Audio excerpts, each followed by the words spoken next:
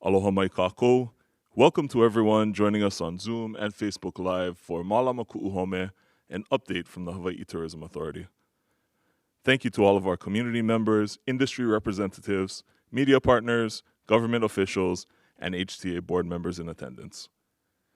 We will have a Q&A session after the presentations, but feel free to submit your questions at any time. While doing so, please tell us where you're from. We will try to answer as many questions as we can, and will provide responses for questions we are not able to get to during this update. We will also be posting the presentations from this morning's event to the HTA website. And now, to begin this morning, please welcome the Chief Brand Officer of the Hawaii Tourism Authority, Mr. Kalani Ka'ana'ana. Velina nui o ke aloha ia o ko pakahi a pau. So grateful to be with everyone this morning. Of course, we wish we could be in person, but with COVID and everything going on, this was the safest bet for us. I wanted to start this morning by asking each of you to join me in your mind and in your heart and in your na'au to think about something, someone, someplace, somewhere that you couldn't imagine your life being without. And caring about it so deeply within you, you into a different space. And so I want to ask also that you set aside all the things in the day, all the notifications, the Teams, the Zoom meetings. I ask you put those away for now. And join me to share this chant that I composed in 2008 for the place that I can't imagine living without, which is my hometown of Kailua. Mo ikamakala hi o Kailua, au akula wala lai ka ehukai, kani ka pahu ka pua kua li'i, li'i ka pua ke ai mololanie. O lali mai nā ai kai likai, I ke kai wili awa kanalo ai, ku papu mai laua hiki, noho ke a kai kawai nui, e I lau hoi ka hoi koa, o ka hoi ho'okahia ke aloha. Waike. Aloha.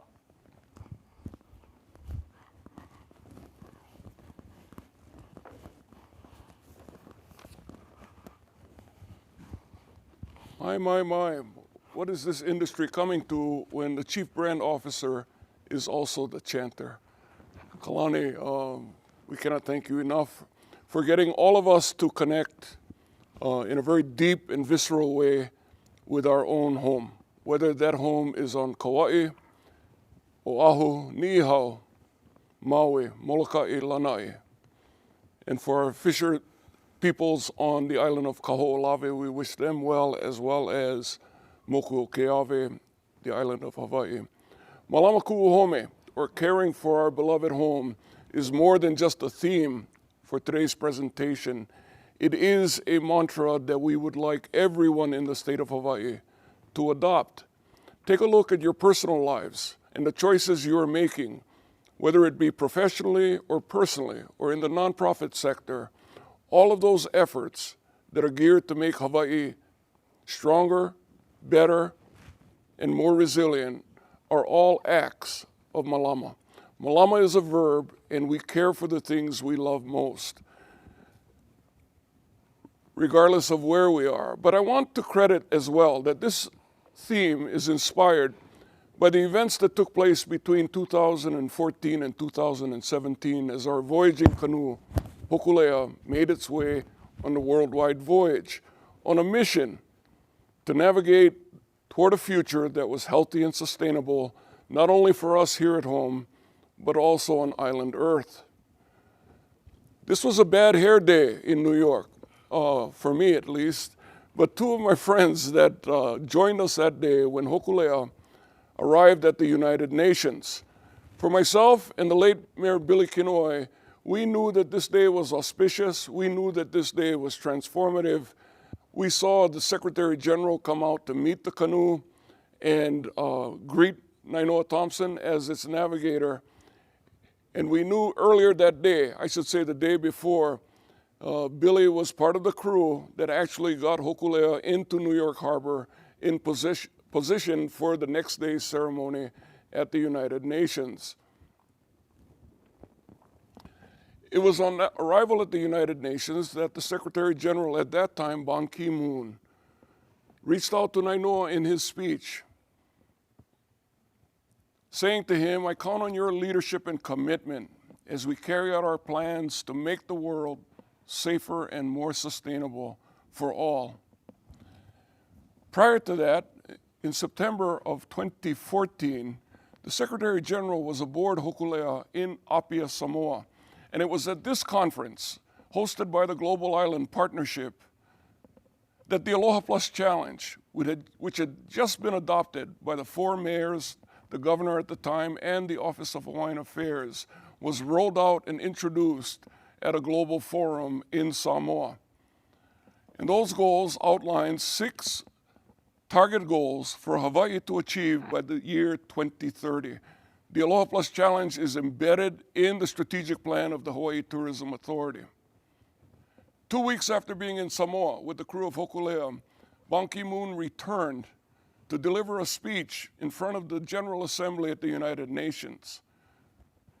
This speech could have been given today. It may seem as if the world is falling apart as crises pile up and disease spreads. But leadership is precisely about finding the seeds of hope and nurturing them into something bigger. Effectively, the Secretary General was calling forth more than 190 heads of state to make a move, to make a decision for that body to do its part to Malama Honua, a commitment he had made to Nainoa previously on the deck of Hokulea. A year later, September 2015, the United Nations General Assembly adopted what is today known as the Sustainable Development Goals, 17 goals in sustainability as a world agenda in moving the planet toward a more sustainable future. It was this gratitude that motivated me to see that our industry, that tourism, could actually become the driver of economic diversity. And that if we positioned ourselves correctly within this global agenda towards sustainability, that Hawaii will emerge over time as a model. A seed that was planted in the Aloha Plus Challenge, a seed that was nurtured by the UN adopting the SDGs. As I pointed out, in our strategic plan, you will see the Aloha Plus Challenge embedded. In June of 2020, the board of HTA saw fit to move the strategic plan even further along the line by becoming a signatory of the Aina Aloha Economic Futures Declaration. 14 co-authors of that declaration, of which Kalani Ka'anana is one. And so when I stepped into this role at HTA back in September of 2020, I inherited the responsibility of this strategic plan built on 4 pillars, designed in a way to put Hawaii on a trajectory toward a future of responsible tourism. Since being here, and since initiating the destination management action plans with the same 4 pillars, we have refined the trajectory toward a responsible future by focusing on regenerative tourism. Regenerative tourism, the appropriate model for all islands, including ours, which seeks to balance the economics of tourism with the well-being of our communities and natural resources. And later today, you'll hear more about the Destination Management Action Plans, or DMAPs, one for every county, one for every island. Welcome to Mālama Kuʻu Home. And so at this time, I'd like to call on our Chief Administrative Officer. We are indeed gifted at the HTA to have someone of his skill sets. In a previous life, in a previous part of his career, he was the managing director for the County of Maui. He brings to this particular role at HTA, entering his 3rd year here, all the skills that one would want in administering what is becoming a very complex scenario now that we are receiving our funds from the federal government, going into fiscal 22, now that we must adhere to state procurement conditions and policies. And so we are indeed fortunate to have Mr. Keith Regan. So I'd call Keith forward at this time.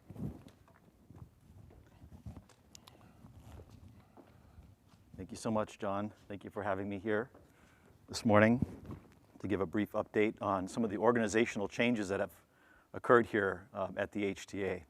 A lot of activity going on in support of our team, particularly after the legislative session that just concluded, but obviously in support of the new change in the direction of the HTA as well. So just a little bit of background on the organizational structure of the HTA. Our staffing size has moved from 32 positions to 25, primarily because of the 7 positions which were shifted out of the HTA back in the previous legislative session, moving them from HTA's research division into DBED's research division. We've been working very, very closely with the organization to enact some of the redescriptions which are required in this process, to redescribe the positions, to better align them with our new direction that we're heading in for the HTA. And this takes a lot of work, a lot of effort, and a lot of collaboration between the team members to ensure that we're getting it correct. As part of that, we're also looking at realigning, and we have been realigning positions within the organization, shifting positions from one area to another in support of our new direction as well. And this has required a lot of attention to detail, a lot of deep diving into the organization and the direction that we want to go in, so that we ensure that we're actually meeting the objectives so we can go forward as an organization. Also just wanted to mention that there are a number of recruitments in process right now. In fact, if you look on our website or if you look through some of the other postings that we put out there, we are currently recruiting for administrative assistant. We're recruiting for a senior brand manager. And we are actually in the process of preparing to recruit for some other positions within HTA. So please keep your eyes open, and if you're interested in joining our team, there are opportunities that will be presenting themselves. Moving on to the planning function here within HTA. I wanted to talk a little bit about how we've redescribed a position here within HTA. It was formerly the Community Enrichment Director position, but after further analysis, we looked at the needs within the organization, and planning was something that was we felt required additional focus. We took that position and redescribed it into a planning director, and primarily because the individual that was in that role had been with us for 20 years, and you'll hear from her a little bit later. But she brought with her 20 years ago this planning background from an educational standpoint, and really that was why she was brought into the organization. And we're just so fortunate that with the new change and the realignment, we were able to take that position and redescribe it into a planning director and utilize her skills in a way that really will benefit the organization as well as the industry going forward. So you'll hear from Caroline Anderson a little bit later. But she has really brought a tremendous focus to that planning function within the HTA. Her responsibility and the responsibility of that section includes things like our strategic plan that John mentioned a little bit earlier, the strategic plan update that's required, as well as the destination management action plans. John talked about the 6 plans that we've completed at this point, and that's due in part, a large part, to Caroline's effort in support of that. And so this is something that's going to be continuing, and it's a need that's going to require tremendous focus, because now we move on to the implementation phase of the DMAPs. And with all the actions and sub-actions, which you'll hear a little bit about later, it's going to require significant attention to detail on that to make sure that we're reporting it properly. And making sure that those things are getting accomplished. And then finally, the tourism recovery plan. There's a lot of planning responsibilities here within HTA, and bringing it sort of under one umbrella really makes a lot of sense for us. And Caroline and that planning director position, really is about elevating that role within HTA and making sure that this receives the attention to detail that's required. Funding has changed here at the HTA, and I want to talk a little bit about that, just to give you a quick update.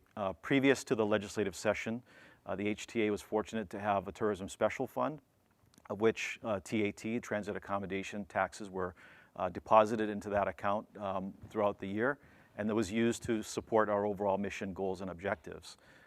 That tourism special fund is set to sunset as of the end of this year, so after December 31st, 2021, that fund will no longer be in existence.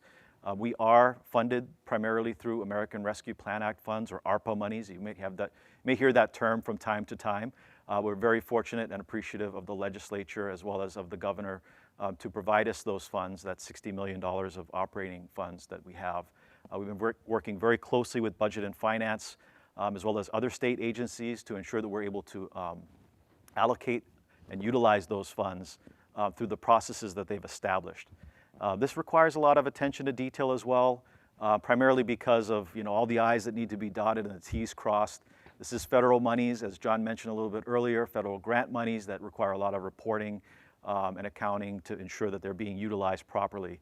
The last thing that we want to do is go through recoupment and have to pay back those monies in the event that we, for whatever reason, miss something. And so a lot of caution, a lot of just a conservative approach as it relates to those funds and expenditures. So working very closely to make sure that those get allocated. Good news is that we've completed all the necessary steps to get those monies in a place where we can start to utilize it. Governor just signed off on the last portion of that approval process last week. And so now it moves on to a different phase where we're starting to be able to utilize, encumber, and expend those funds. Moving on to procurement, this is an area where John kind of referenced a little bit in his opening, and that is that now the HTA has moved from having the procurement exemption into now being under HRS 103D, which is the state statute for procurement. This is a big change for us.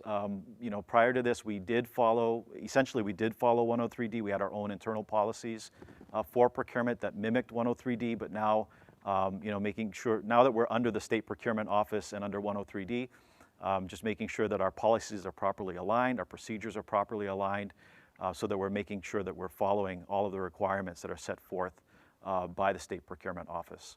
Our team has been actively working to ensure that they're properly trained. They have completed their basic training. They've also completed this advanced training, which is required in order to meet all of the procurement requirements associated with our activities here at the HTA. It has taken a lot of effort, but at the end of the day, our team is ready, poised and ready to support whatever needs may come up in order for us to be able to accomplish the good work here at the HTA. And so with that, that concludes my organizational update. Thank you for this opportunity. Mahalo.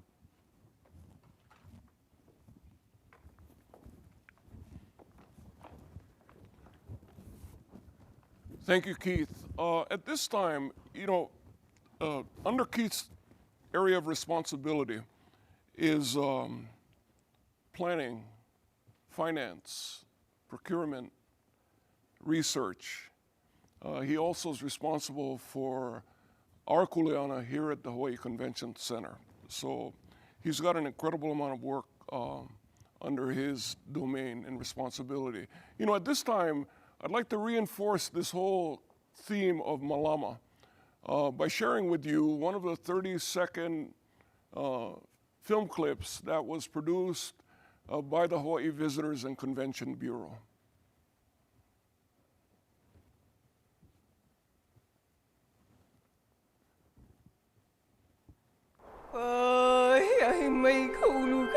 Mālama Aina, to care for the land, is an engagement between people and place.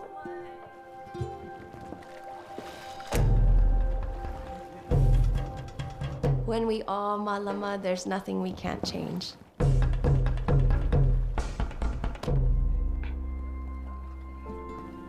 Learn how you can Malama Hawaii at gohawaii.com/malama.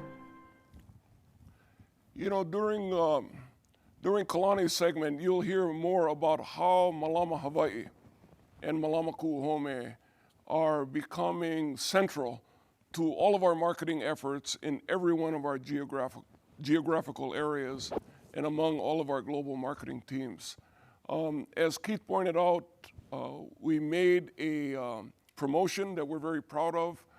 She is now the Director of Planning, responsible for keeping us on track with our strategic plan, as well as for making sure that we are managing, monitoring, measuring all of the outcomes that we seek as part of our DMAP process. At this time, it gives me great pleasure to introduce Caroline Anderson. Mahalo, John. And mahalo to our steering committee members for joining us in the development of the Destination Management Action Plans. And just also wanted to thank the community the over 900 participants who were with us in the community presentations, as well as providing feedback and input to the draft actions. So thank you for taking the time to do that. And what you see before you are the actions that were developed by the community and community members from the Native Hawaiian community, natural resources, our visitor industry, and other sectors. So this is really the plans of the people of Hawaii and how they want to see tourism develop and grow for their island. So thank you so much. And these are 3-year plans with 3 phases. And I'm happy to share with you the progress so far of these destination management action plans. And so how we're tracking the DMAPs, basically the HTA staff meets with the counties as well as the Island Visitors Bureaus to review the plans, the actions. We meet quarterly with our steering committee members, share with them the progress, get their feedback and input. And then based upon that, we finalize it and then provide it to our board for their review and approval. And then it is shared with the public. So these, the progress that I'm sharing is for the summer months, or up until the summer of 2021. So I'll first start off with the Kauai Destination Management Action Plan. And this plan was approved back in December and was published in February of this year. And I'd like to thank the county's Office of Economic Development, Executive Director Nalani Brune, and Kauai Visitors Bureau Executive Director Sue Kanoho for their partnership and their support in the creation of the DMAPs. So you'll see here there are 9 overall anchor actions, or we call them broad actions, of which all of them are in progress. And so like I said, the DMAPs are divided into phases. For the first phase, there are 36 sub-actions, of which 61% are in progress. And these are just some of the highlights of the activities that are moving Kauai's DMAP actions forward. So through HTA funding, we are supporting the Sustainable Tourism Association of Hawaii's Sustainable Tour Operator Certification Program.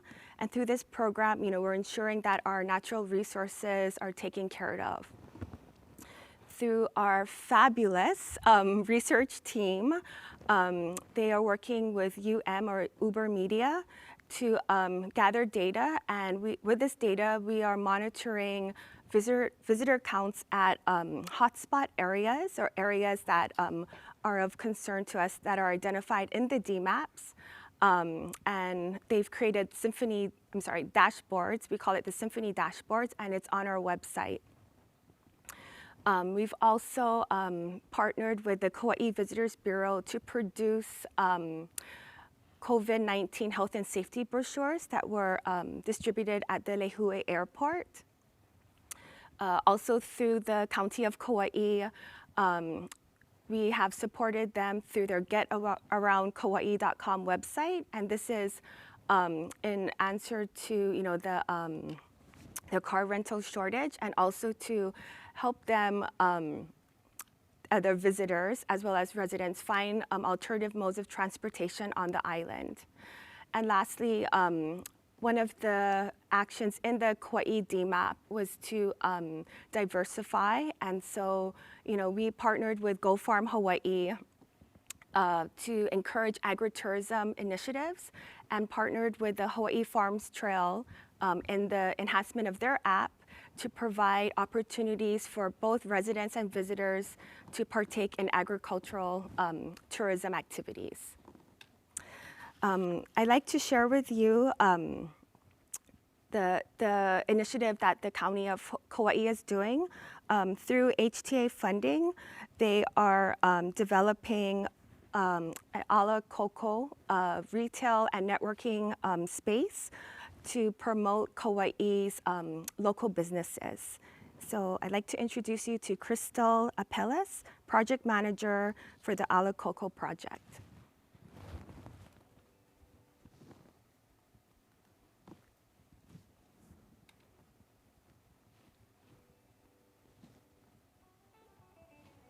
Koʻu is a project dedicated to small business revitalization. And to fill that gap of which we have for many of our small businesses who are slowly fading, not only because of the pandemic, but because of the shadowing out of these larger businesses. It's here that they can combine and collaborate and have an environment to feel safe to ask questions. Building your social media presence, marketing, retail mathematics, all these things that are required in the success of you eventually outgrowing Ala Coco Shop and moving on to your own endeavors. Bright Street Business just recently launched the Downtown Lehui Night Market. And this was a huge success in that we were able to see businesses that are staples of Kauai and also a lot of new ones. This was so refreshing, and that's kind of what Ala Coco wants to capture, is that essence of the hard work and the heart and soul of what makes a handmade, locally sourced product so special. Ala Coco is a shared community space, and we take care of the sales and management of that team. Majority of the times, if you are going into retail, 50 to 70% of that can just be labor and keeping the doors open, keeping the sale flow going, getting that product into the hands of consumers. And that's not necessarily the highlight of what these makers should be focusing their energy on. We want to see more Kauai juice, we want to see more salty wahinis, and we want to see more participation in representing Kauai at the Hawaii Main Festival. So Ala Coco Store is here to bridge that gap of what is missing of these small businesses, and that is the reinforcement of sales, profit, a team that is dedicated to them in marketing, as well as just having a place and home and the doors open for their identity to be shining and showcased. We are expected to open in November with a great big push for holiday season. We can't wait to open the doors and excited for your support. You can see this information. It is at alacoco.com, ALAKOKO.com.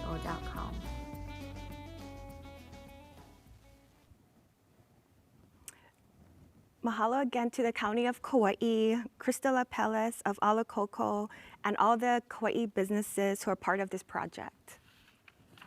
Now we move on to Maui Island, and mahalo to the County of Maui's Community Liaison, Lisa Paulson, the Office of Economic Development, Joanne Inamasu, and Maui Visitors and Convention Bureau, Sherry Duong, again for their partnership and support of moving Maui Nui's DMAPs forward. For the island of Maui's DMAPs, there are 8 anchor actions, of which all are in progress, which you can see with the green bar. And the blue bar means that when one of the actions, sub-actions, is completed.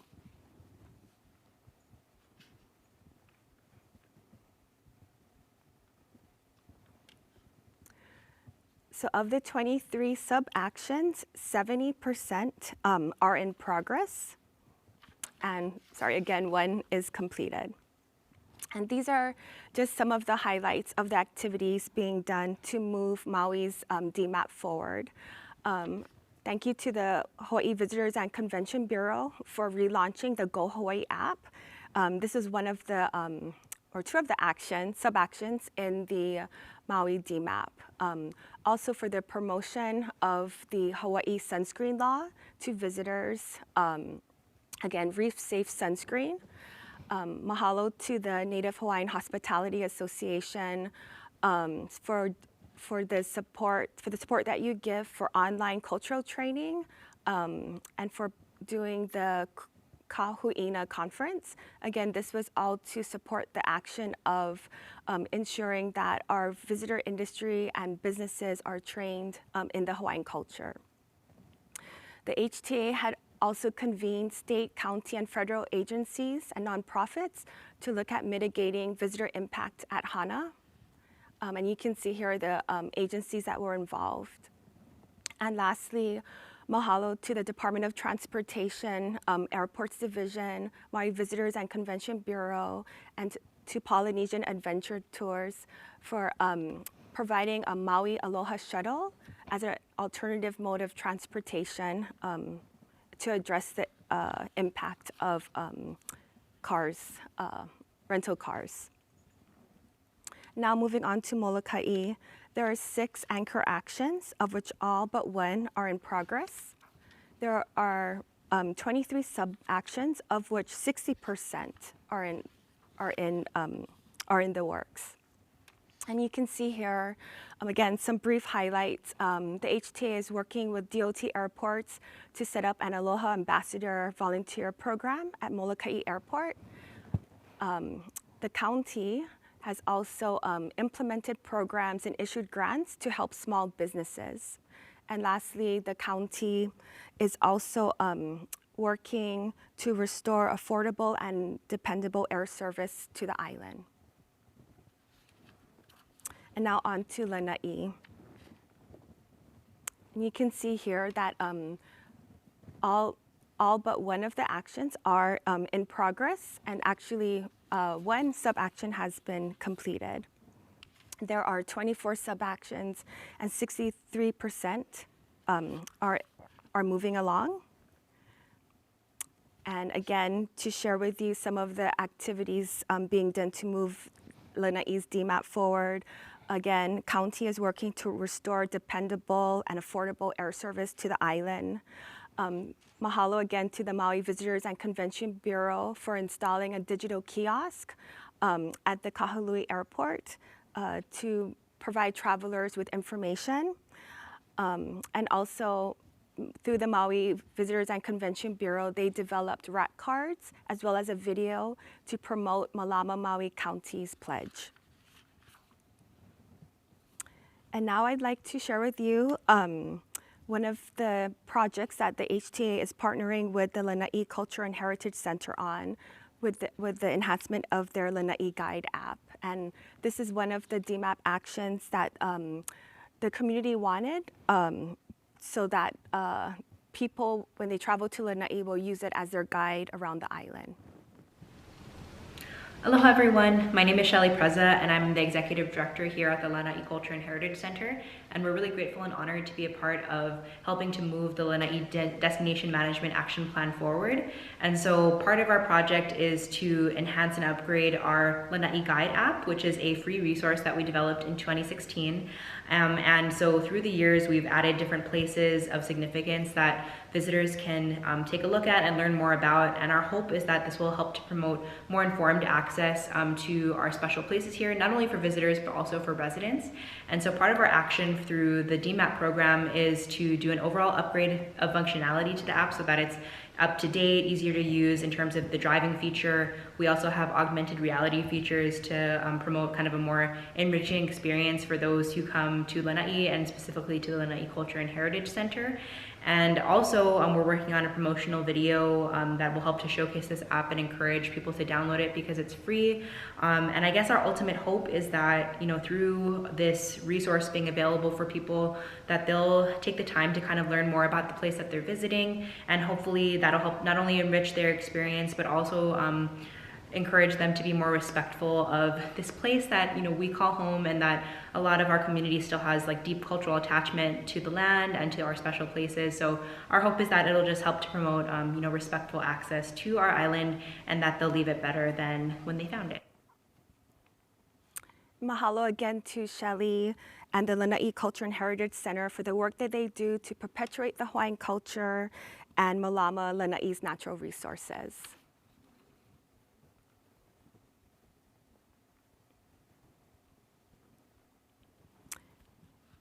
And now on to Hawaii Island. Again, mahalo to the County of Hawaii's Research and Development team, Doug Adams and Frisha Cevallos, and also to Ross Birch, Executive Director for the Island of Hawaii Visitors Bureau, again for their partnership and their support in this effort.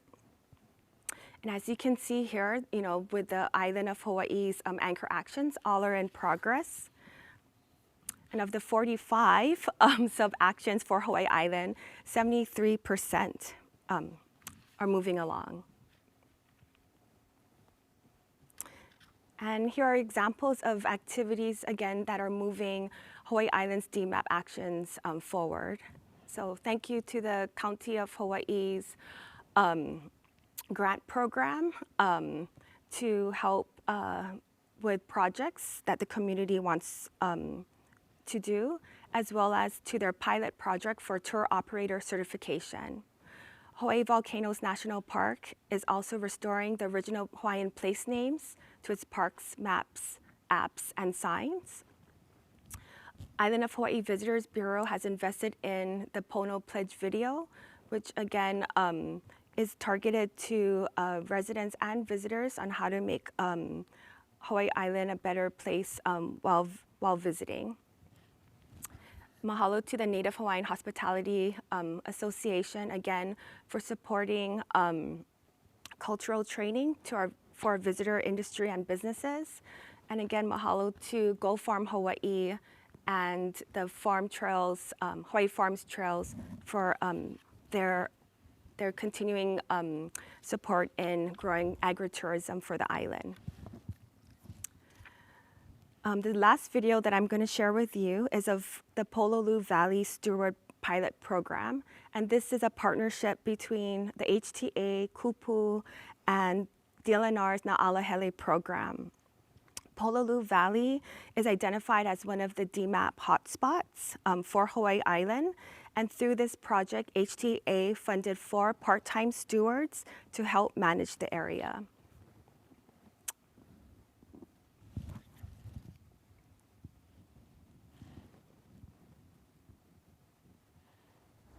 Aloha, my name is Kion Emiliano, one of the 4 stewards here at Pololu Valley. Born and raised here, lived here all my life. Happy to have this position here to be able to inform and let people know about this place, Pololu, and its historical values and the significance it is for us living here in Kohala. Yeah, I believe in this past few weeks that this program has been started. It's been very successful. We've had a lot of good feedback from the people coming here, and we can see it as we give out the information of safeness, of having water, of having proper footwear, of ocean conditions. We do inform them prior to the hike, but some people are hard-headed, won't listen. But again, that's what need here is make sure everybody's safe, and just to have for them to make sure that it's not a regular old trail they're going down. It's a hard trail, and just to respect everything about it. I'd like to give a big mahalos to Na'alahele Trails, Kupu, and Hawaii Tourism Authority for sponsoring this program. It was much needed, and we hope it continues for a very long time. Mahalos. Alo mai kako, o wau no Kione Lorenzo, noho wau ma Kohala, he Pololu Ranger wau na kamalama ana o ke wahipana. I think one of the best benefits from this program is the pilinas that is built with the community, especially with like the police department and EMS. They're really appreciative of us being here, having the safety protocols that we have. Telling the visitors what they cannot do, and how they can be safe on the trail. And yeah, they're really grateful that we're here, making when emergencies do happen, it makes it a lot smoother for them when we're stopping traffic far up, making sure that everybody is in order when things is going down. And so just that pilina that's being built with the community, with the local people, and even the people that's coming, they're really grateful for the information that we share with them. I want to mahalo nui Na'alahele Trails, Kupu, and Hawaii Tourism Authority no ke kokua ana ia mākou. He mea nui no ke la, no ka ho'omalu ana o Pololu, ma o ke la o ko kako kokua ana, hiki a kako ke malama ke ia wahi. So mahalo nui. Thank you again to Kione and Kioni, Kupu, Na'alahele Trails. So for the Oahu DMAP, this was just released to the public at the end of August. So I don't have an official progress report to share with you, but please know that we are moving on the actions. Wanted to also thank City and County of Honolulu's Office of Economic Revitalization, Amy Asselbay, as well as Oahu Visitors Bureau, Noelani Schilling-Wheeler, for helping to move the DMAP actions forward. We have been meeting with the city. We did a kickoff with them on some of the actions that they are the lead agency on. And our leadership team is also working with the Department of Planning and Permitting to address the illegal vacation units. The HTA has also provided funding to the Hawaii Visitors Bureau and the island chapters to help move the DMAPs forward. We have funded island-based destination managers, and I'm so happy to recognize Catherine Orlens of the Oahu Visitors Bureau and Megan DeGaia of the Maui Visitors and Convention Bureau. They are passionate, enthusiastic, and I'm so happy that they're a part of our team. The destination managers for Kauai and Hawaii Island will be coming soon, and I look forward to welcoming them on board. And so my call to action to you, how can you get involved? If you haven't read your island's DMAP, please do. See which actions that you or your organization or company can help move. Follow our progress, rally others to help move the actions. And please contact us. Let us know what you're doing so we can also share with others and inspire them on how you're helping to, again, make this place better for all of us as residents and visitors. So I close my presentation with this olelo no'iau. A'ohe hana nui ke alu ia. No task is too big when done together by all. And it'll take more than just one agency to help move these actions forward. As you could tell by the projects that I just highlighted, it takes everyone, every agency, every organization, community to be involved and get these actions moving forward. So please join us on our journey to keep Hawaii a top visitor destination, a competitive one, world class, while we continue to malama this place, our people, each other, and leave it a better place for future generations. Mahalo.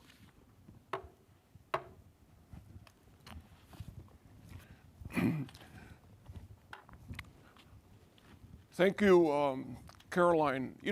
At the heart of the DMAP program is the intent to give the community a voice. Communities are not going to be spectators to our own future. Communities are going to become extremely engaged, as they should, as we should. And so shaping the future of tourism is a big component of that. And what DMAP has put in place is the framework for us to achieve that community engagement at a very elevated level. When you live with the impacts of our industry day to day, more than likely you have the solution because you live with it and you're incentivized to solve it. So DMAP has provided us that kind of access to ideas, to new ways of thinking, and most of all, in supporting the community in defining its vision of what tourism should look like in their community. Also, one of the things that is required, as Caroline pointed out, is the coordination, the collaboration with all agencies at the state level and at the community level. When you think about it, a visitor arrives at a state airport under federal auspices, gets on a state highway, a county road, checks in on a private property. The next day, off to a county beach park, a state trail. So the multi-jurisdictional coordination is essential for us to manage this. And indeed, when the HTA board adopted the strategic plan back in January of 2020, it was in response to the community's desire to have this agency, HTA, shift from its marketing focus to managing. And that's what this program is all about. I think we have time for another Mālama moment before we move on.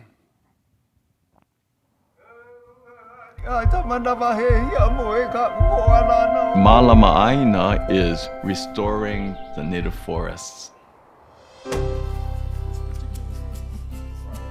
Reforestation is a wonderful way to give back to a place.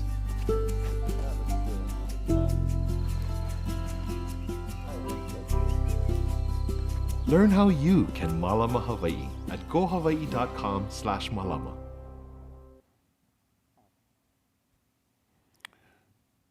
So going back to our responsibility to manage, you can't manage what you can't measure.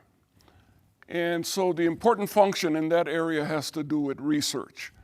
This last legislative session carved out our research department and transitioned it over to DBED, Department of Business, Economic Development, and Tourism. Thankfully, Director Mike McCartney and Dr. Eugene Tian, who heads the research division there, have agreed to leave our research department in place here at the Convention Center as part of our office complex. So operationally, this has not affected HTA very much. The longer you're focused on this industry, the longer you're aware of the importance of research, the more you'll know why this next presenter is so important to our industry. And at this time, I'd like to ask our Director of Research over at DBED/HTA, Jen Chun, to take it from here. Welcome, Jennifer. Thank you so much, John. So I'm going to do a super fast presentation. I'm doing like an hour presentation in 15 minutes. Don't bother taking notes. You're going to get the deck. Just sit back and here we go. Looking back at where we were, the last time we met was in fall of 2019 at the fall tourism update. Pre-pandemic tourism was expected to expand globally. For Hawaii, it was the #1 industry for GDP and #1 for jobs. However, this happened. In 2020, this is the lowest number of visitor arrivals that we've seen since the 70s. If you look at a glance, we had very strong growth for a number of years, and then 2020, everything was negative. Spending, tax revenues, job supported, arrivals and air seats, everything was negative. Looking at the visitors that have come in 2021, how does that compare to the people that came pre-pandemic? Looking at 2019, we saw a diversification of visitor arrivals. While the majority of the visitors were from the US West and the US East and Japan, there was also Canada, Korea, Oceania, Europe, and cruise visitors, Taiwan and China. There are many sources of visitors versus if we look at now in 2021 through year-to-date August, it's basically only US West and US East, with Japan and Canada combined comprising less than 1% of total arrivals. If you look at spending, again, diversification pre-pandemic, and during 2021, it's almost all from the US market. One of the things we want to note is that through year-to-date August, average daily spending, which is the average of that people spend per person per day, is lower than 2019. However, for the US West market and the Canadian markets, these are actually ahead of 2019. So what are people spending their money on? For the most part, the ratios from 2019 to 2021 have been fairly similar, where lodging is the most proportion that people are spending on, followed by food and beverage because everyone has to eat. And then shopping, though, we do see that it is smaller percentage of total spend than in 2019. And transportation, interestingly, is a lot higher than in 2019, even though there's been a decrease in inter-island air travel. What we see this increase in transportation, that's basically ground transportation, rental cars and taxis and stuff. Average length of stay pre-pandemic to now, we are seeing that everybody's staying a lot longer than they were before. For the US market, slightly longer, but for the Japan and Canada market in particular, they're staying over twice as long for Japan and significantly longer for Canada. And so that brings us to where are people staying? for the most part, people are staying in hotels for, all of the markets, US West, East, Japan, and Canada. However, if you look at this red box, what I'd like to highlight is the significant increase in staying with friends and relatives for the Japan and Canada market. Now, you have to note that there aren't that many Japanese and Canadians visiting the state, but this is definitely a different kind of trend than we saw pre-pandemic.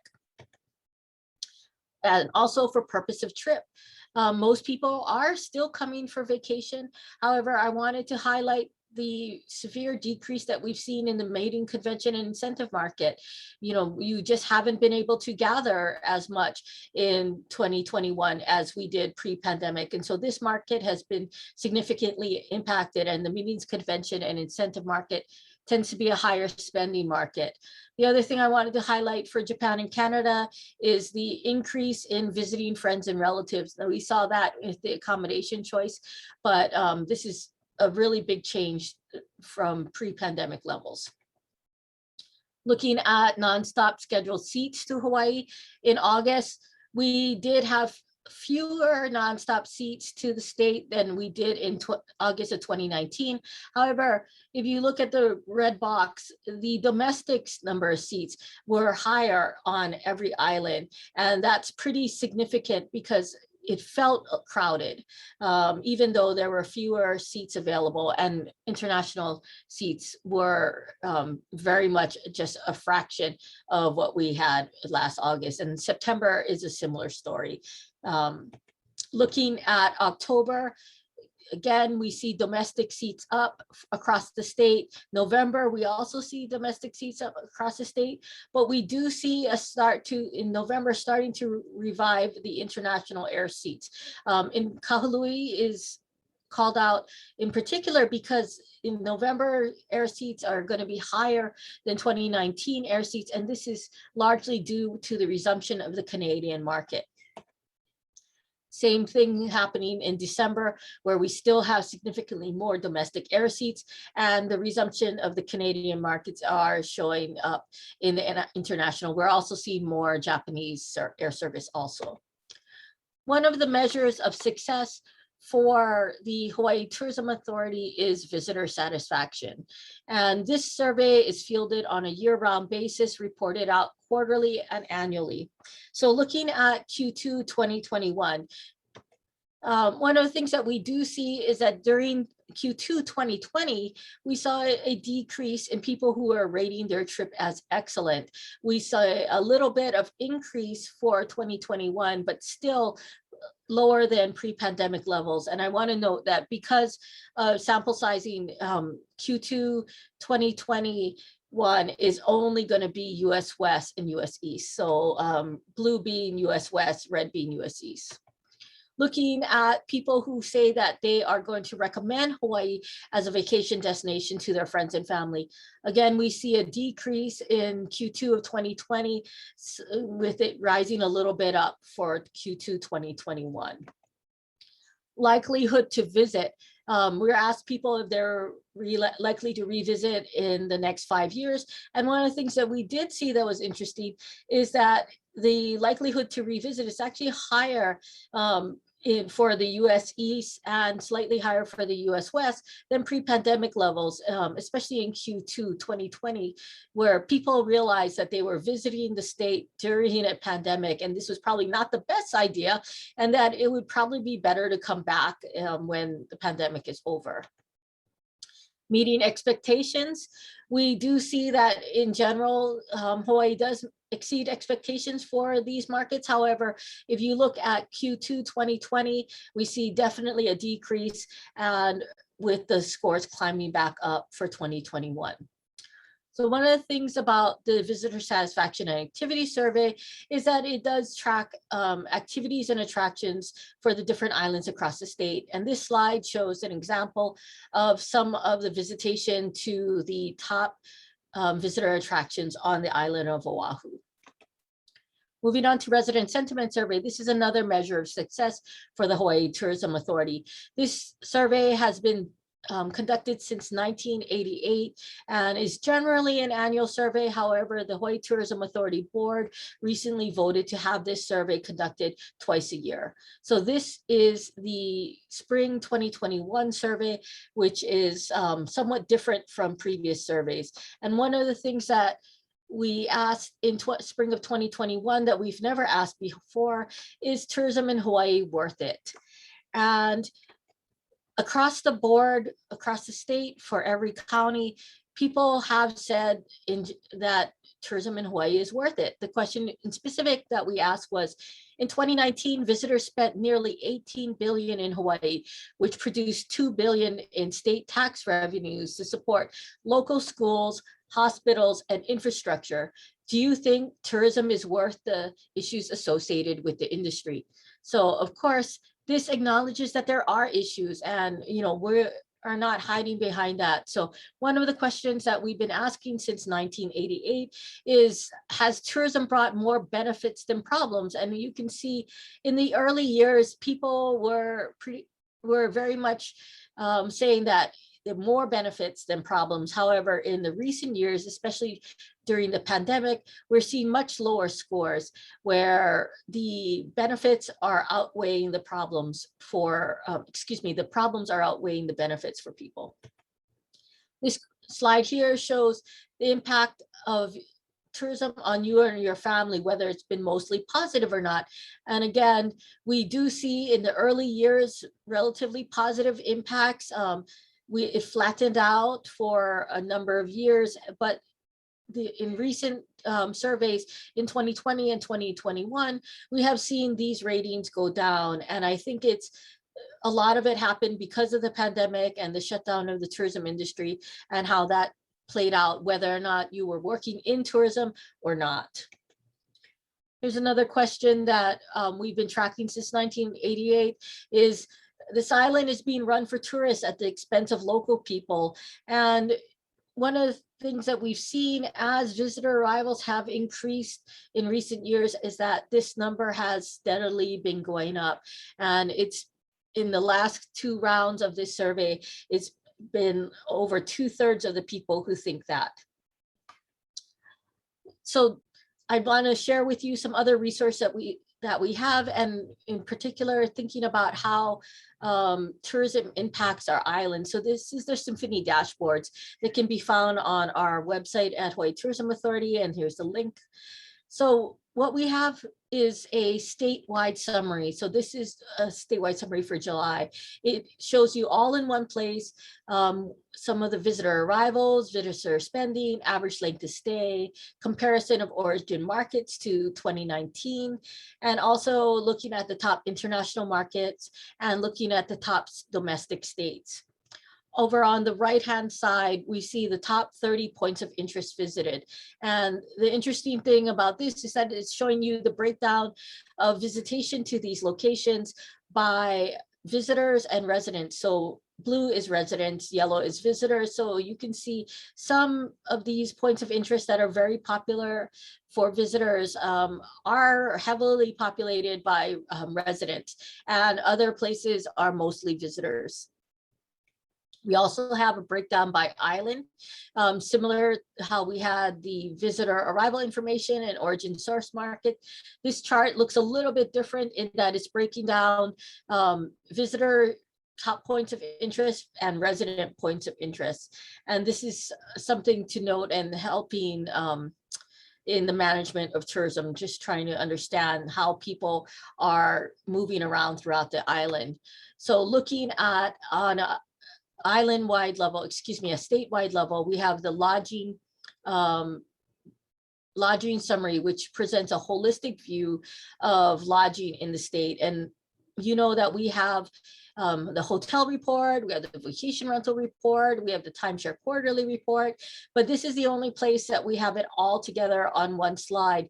So, you can see what the occupancy, the supply and demand are, the change year over year compared to 2019, some of what the trends are. And if you look on the right-hand side, this is actually really interesting because it's a distribution of room nights sold throughout the state. And so you can see that the majority of the room nights sold are still hotel, but the yellow is vacation rental and that orange is timeshare. And you can see that the numbers for timeshare have been pretty consistent over time.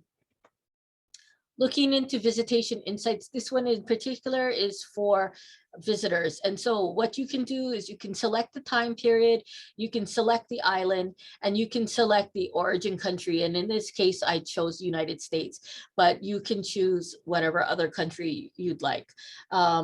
So looking at this is a top 30 points of interest for Hawaii Island.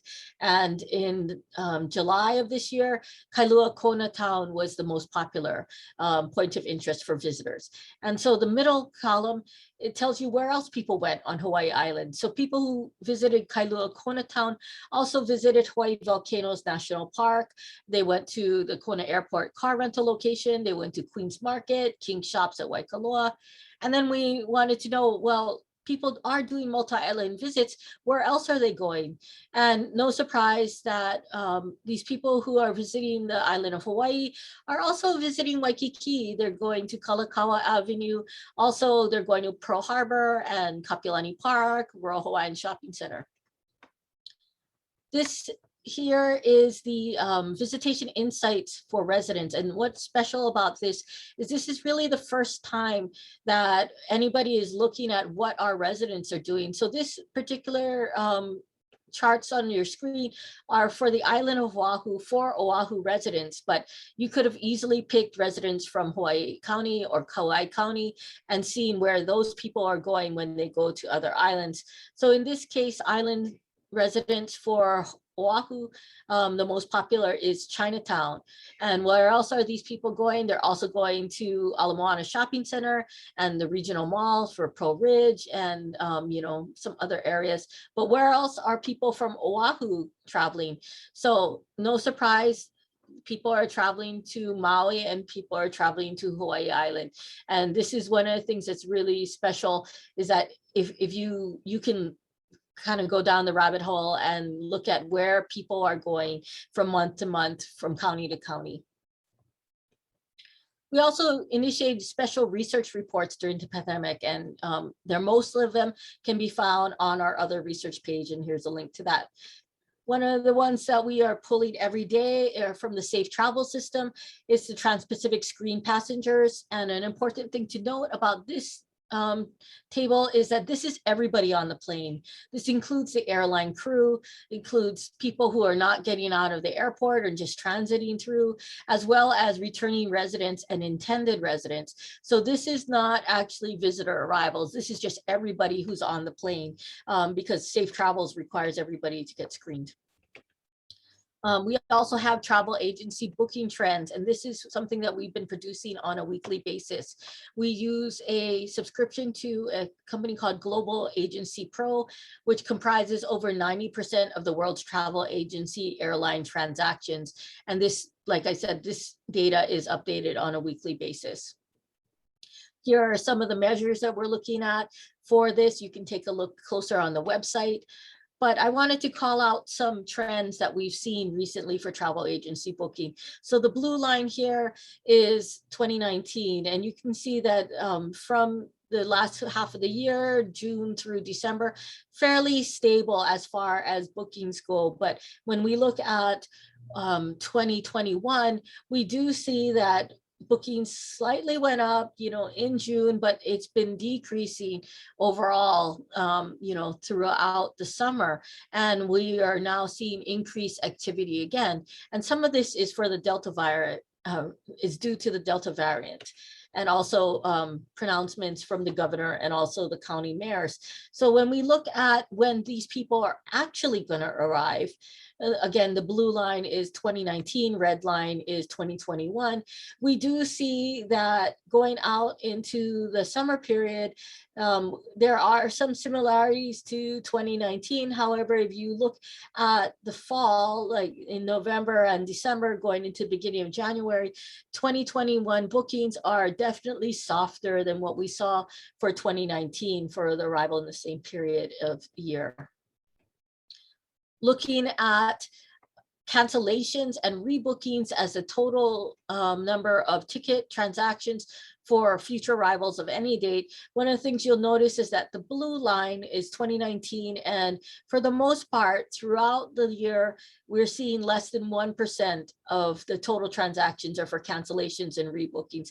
However, we do see an increase in cancellations and rebookings starting in the end of July going through the mid-September, and we see that going and tapering off going towards the end of September.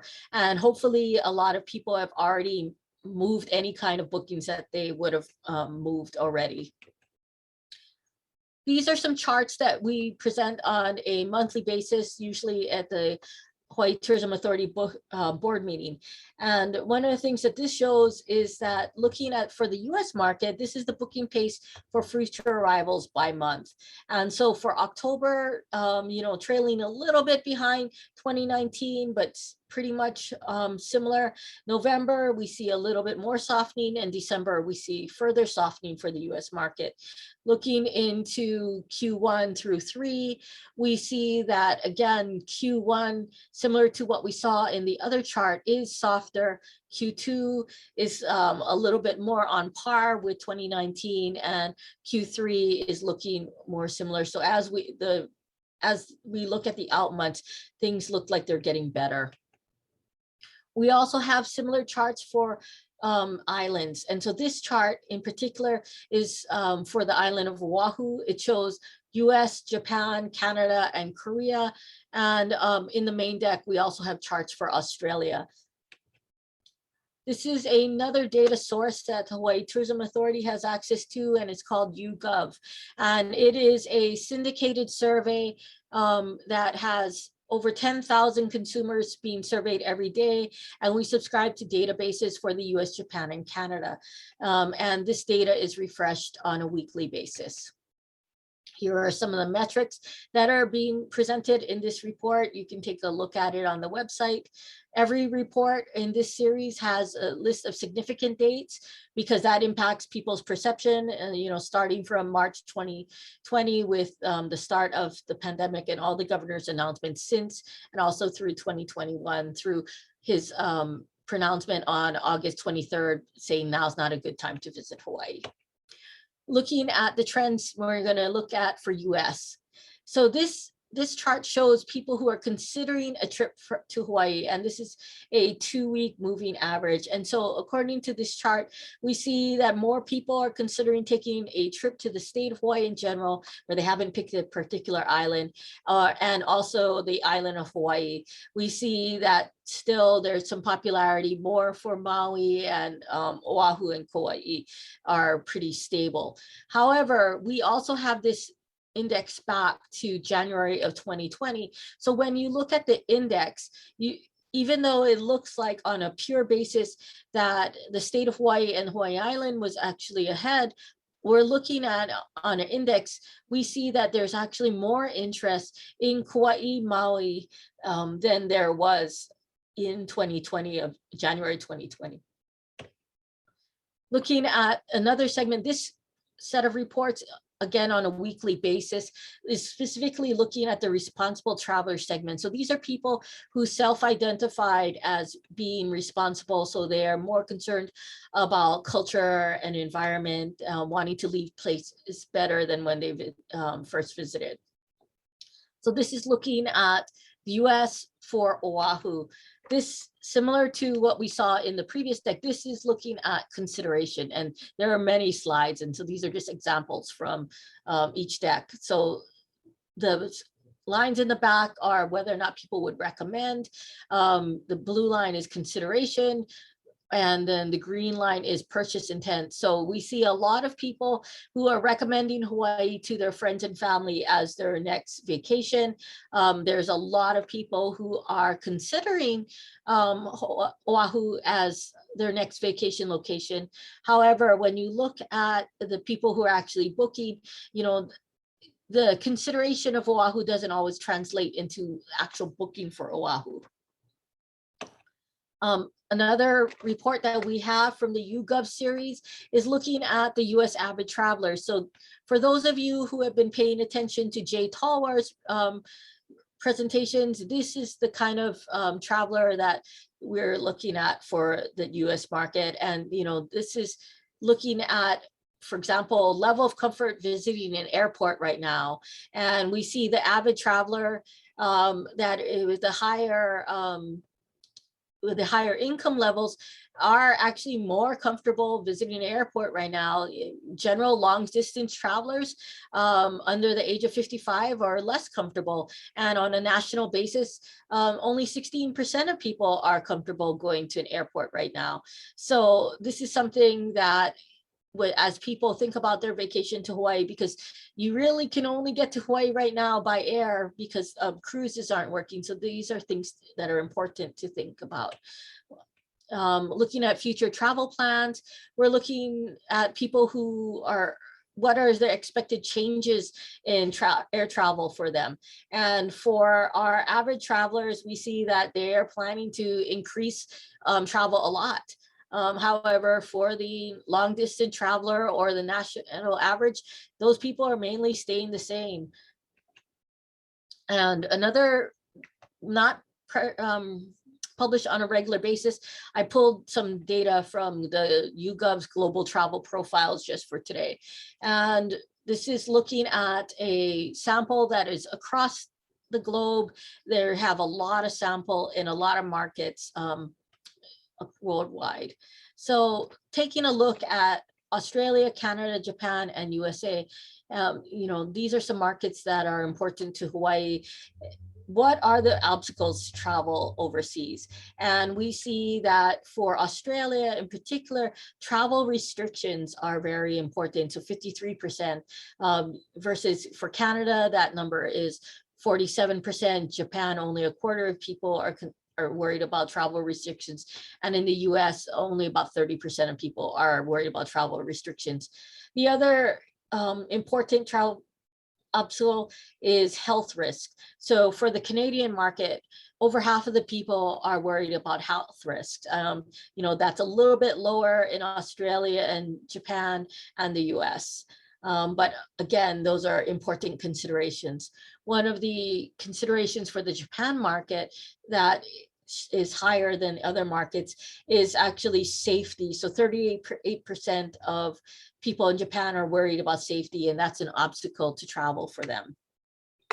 And we also took a look at how does COVID impact this? So the impact of COVID on their overseas travel plans. So for Australia, for the most part, people in Australia can't travel overseas. So they've already canceled their plans and they're already delaying booking future travel due to COVID. We see that also for Canada, which still has some restrictions. A significant number of people are already canceled their plans or delaying plans. However, when you look at the US, not as many people are planning to cancel or delay their plans. The US people are more gung-ho about visiting. I'd also like to share with you some DBED tools and resources. So these all can be found on the DBED website. So first of all is the tourism forecast. So the tourism forecast goes out to 2024 right now, and you can use the slider to select the year. You can also use the pull down menus to select the market, and it shows you the main indicators for arrivals, visitor days, and spending, and what the change is from the prior year. Also, the daily passenger dashboard. DBED has been publishing daily passenger counts since 9/11. And this dashboard is kind of neat because it presents what the average is for a particular day compared to 2018, 19, and 20, and also the average for the month for those same years too. And so it also goes and has a comparison to pre-pandemic, which brings us to DBED's COVID resources. So there are many, many tabs on the COVID research page, but I just wanted to highlight some. So this is DBED's estimation for daily travel for visitors and residents. And they're also looking at changes in business applications, retail, recreation, and whether or not people are going to their workplace. DBED also has a tourism dashboard, and what makes this stand out differently from the Symphony dashboards that we presented is that this dashboard for DBED concentrates more on characteristics versus the Symphony dashboard is more high level and also looking at visitation. So with that, that's the end of my presentation for today.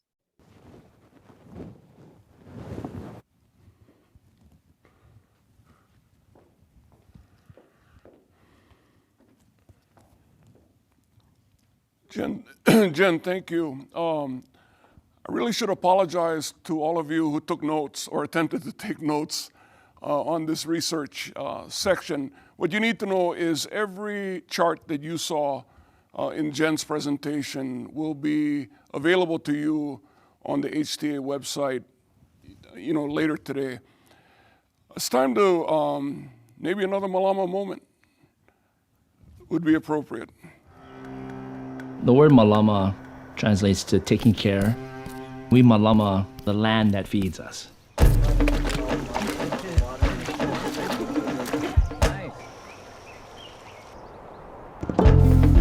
All of that energy that's being put in the ground gets transferred into food. It allows us as a people to thrive as well. Learn how you can Malama Hawaii at gohawaii.com/Malama.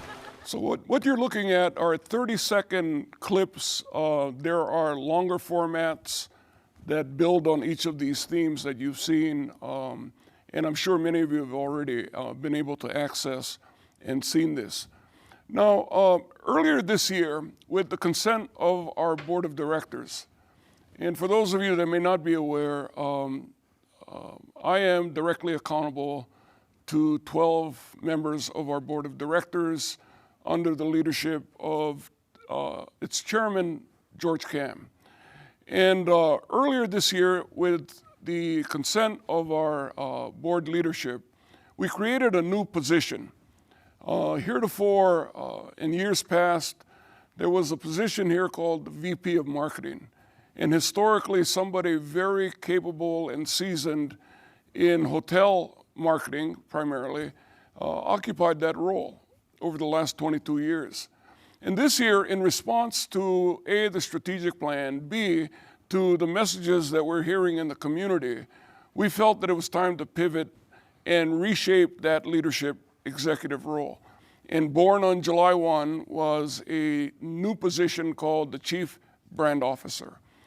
And what we were looking for was really somebody who could work within the environment of our 4 pillars: branding, community, Hawaiian culture, and natural resources, and do it in a way that was seamless, is seamless. And so right within our own ranks, in his 5th year here at HTA, we turned to Kalani Ka'ana'ana, who is a Hawaiian cultural practitioner of the hula. And those of you familiar with that tradition know that its practitioners have a seamless, special relationship with the natural environment. He's also a very capable executive. In the year that I've been here, it's become very clear to me that every one of our marketing contractors around the world turn to Kalani for advice and to get their own confidence in how they present messages throughout the world, messages that reflect the Hawaii brand.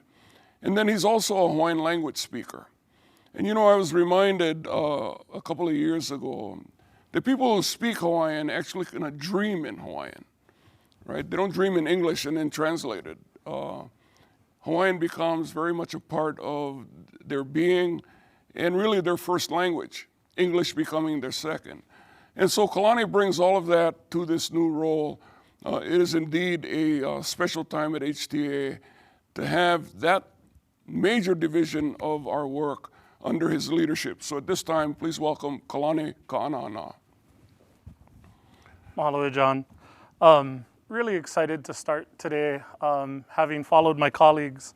And I really just kind of want to start by saying everything that you've seen today goes into what I'm going to talk about today. And really all of that together encompasses what we mean by brand marketing and management. And so I think in terms of where we're going and what I'm looking to accomplish in this time is really how do we reimagine and reshape what we do? How do we take the tools that we know have worked and keep those? But also how do we innovate and how do we adapt and how do we make sure that we continue to meet the needs of our community and then also our travelers?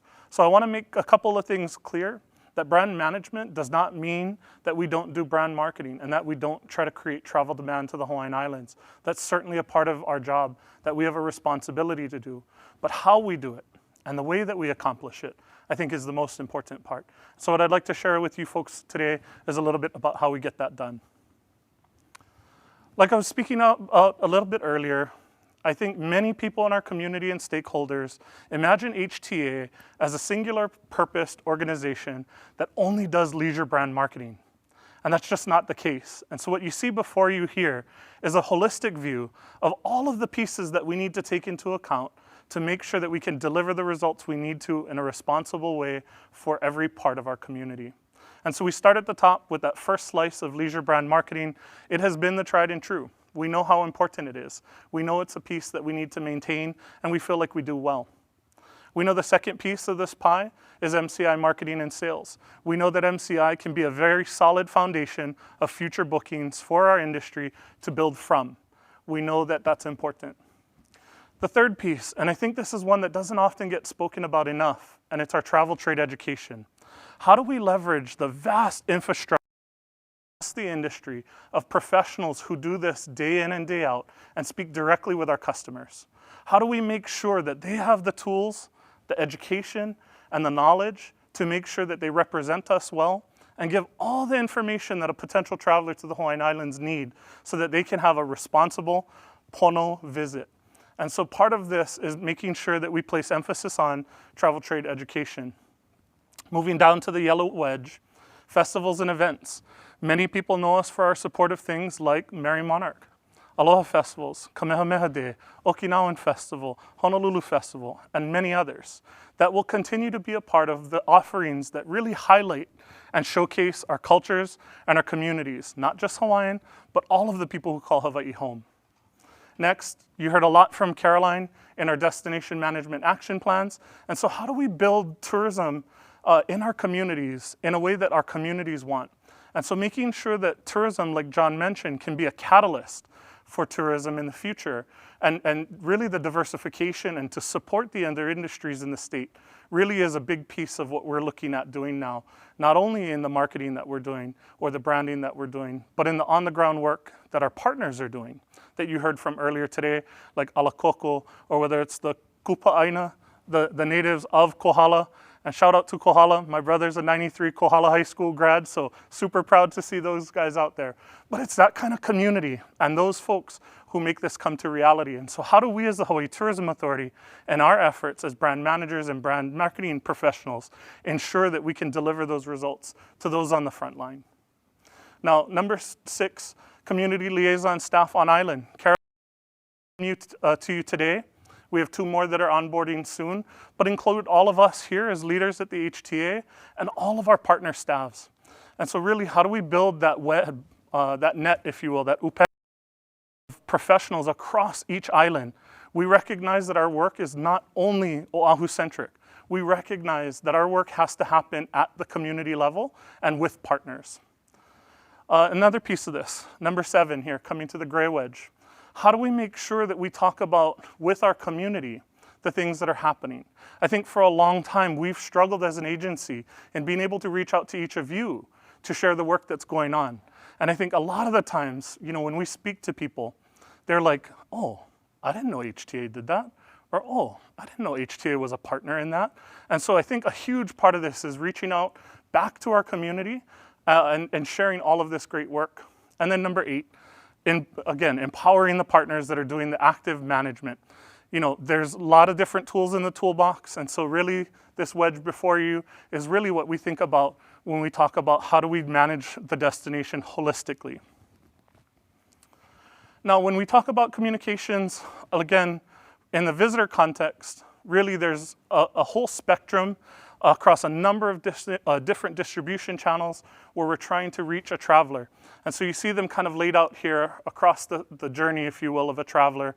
And it starts pre-decisional. Before they've made the decision to come to the Hawaiian Islands. It's really about how do we build that travel demand? How do we position the Hawaiian Islands in the minds of our potential travelers? And I think for us, that means a shift. For a long, long time, the Hawaiian Islands have been portrayed as playground and paradise only. And I think we have to take into account the depth of this place, how special our home is, what makes it unique, and how do we highlight that? How do we be true to who we are as a community and as a people? And I think if we can do that authentically, then we know visitors will want to come to the Hawaiian Islands. We continue this education of our traveler. We hear it time and time again from our community. We want visitors to know how to act when they come to Hawaii. And so all of this messaging, the term malama, I hate calling it a campaign. It's really not intended to be a campaign. Malama is a value that we live. It's a verb. It's something you should do, and we can help invite others to live that value when they come here. And I think more importantly, how do we inspire them from their time here to malama each other back home, wherever their home may be? And so I'm gonna kind of brush through these slides, but I think you get the sentiment of what I'm trying to share. You know, this is sort of the tactical stuff that we're doing. I won't bore you. I do wanna note though, that we will do another tourism update probably in December, where we'll do what we traditionally have done and present the brand management and marketing plans for the following calendar year. We apologize. We know they're a little bit late. We know we're a little bit out of cycles, but we still feel it's important with the processes that we have to go through that Keith outlined to ensure that we're doing what we have to do from a state procurement standpoint. And so that's pushed us a little bit back. But we do want to make sure that we have a touch point with you so you can align your programs and budgets with us and hopefully move together as we all endeavor to Malama Hawaii. I do want to show this video.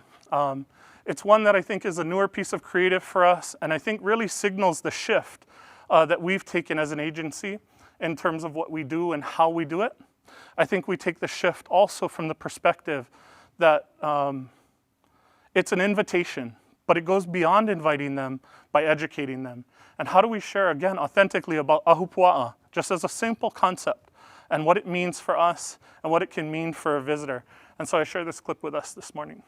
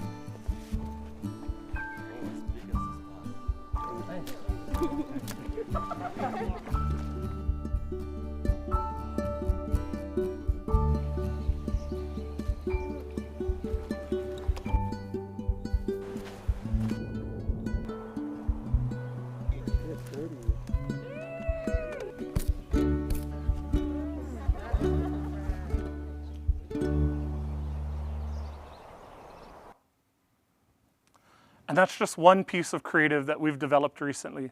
But I hope you can see from that presentation, just that short minute clip, that this isn't our grandfather's marketing. This isn't the kitschy grass skirts and hula girls and hula maidens and all of the things that we've heard in the past.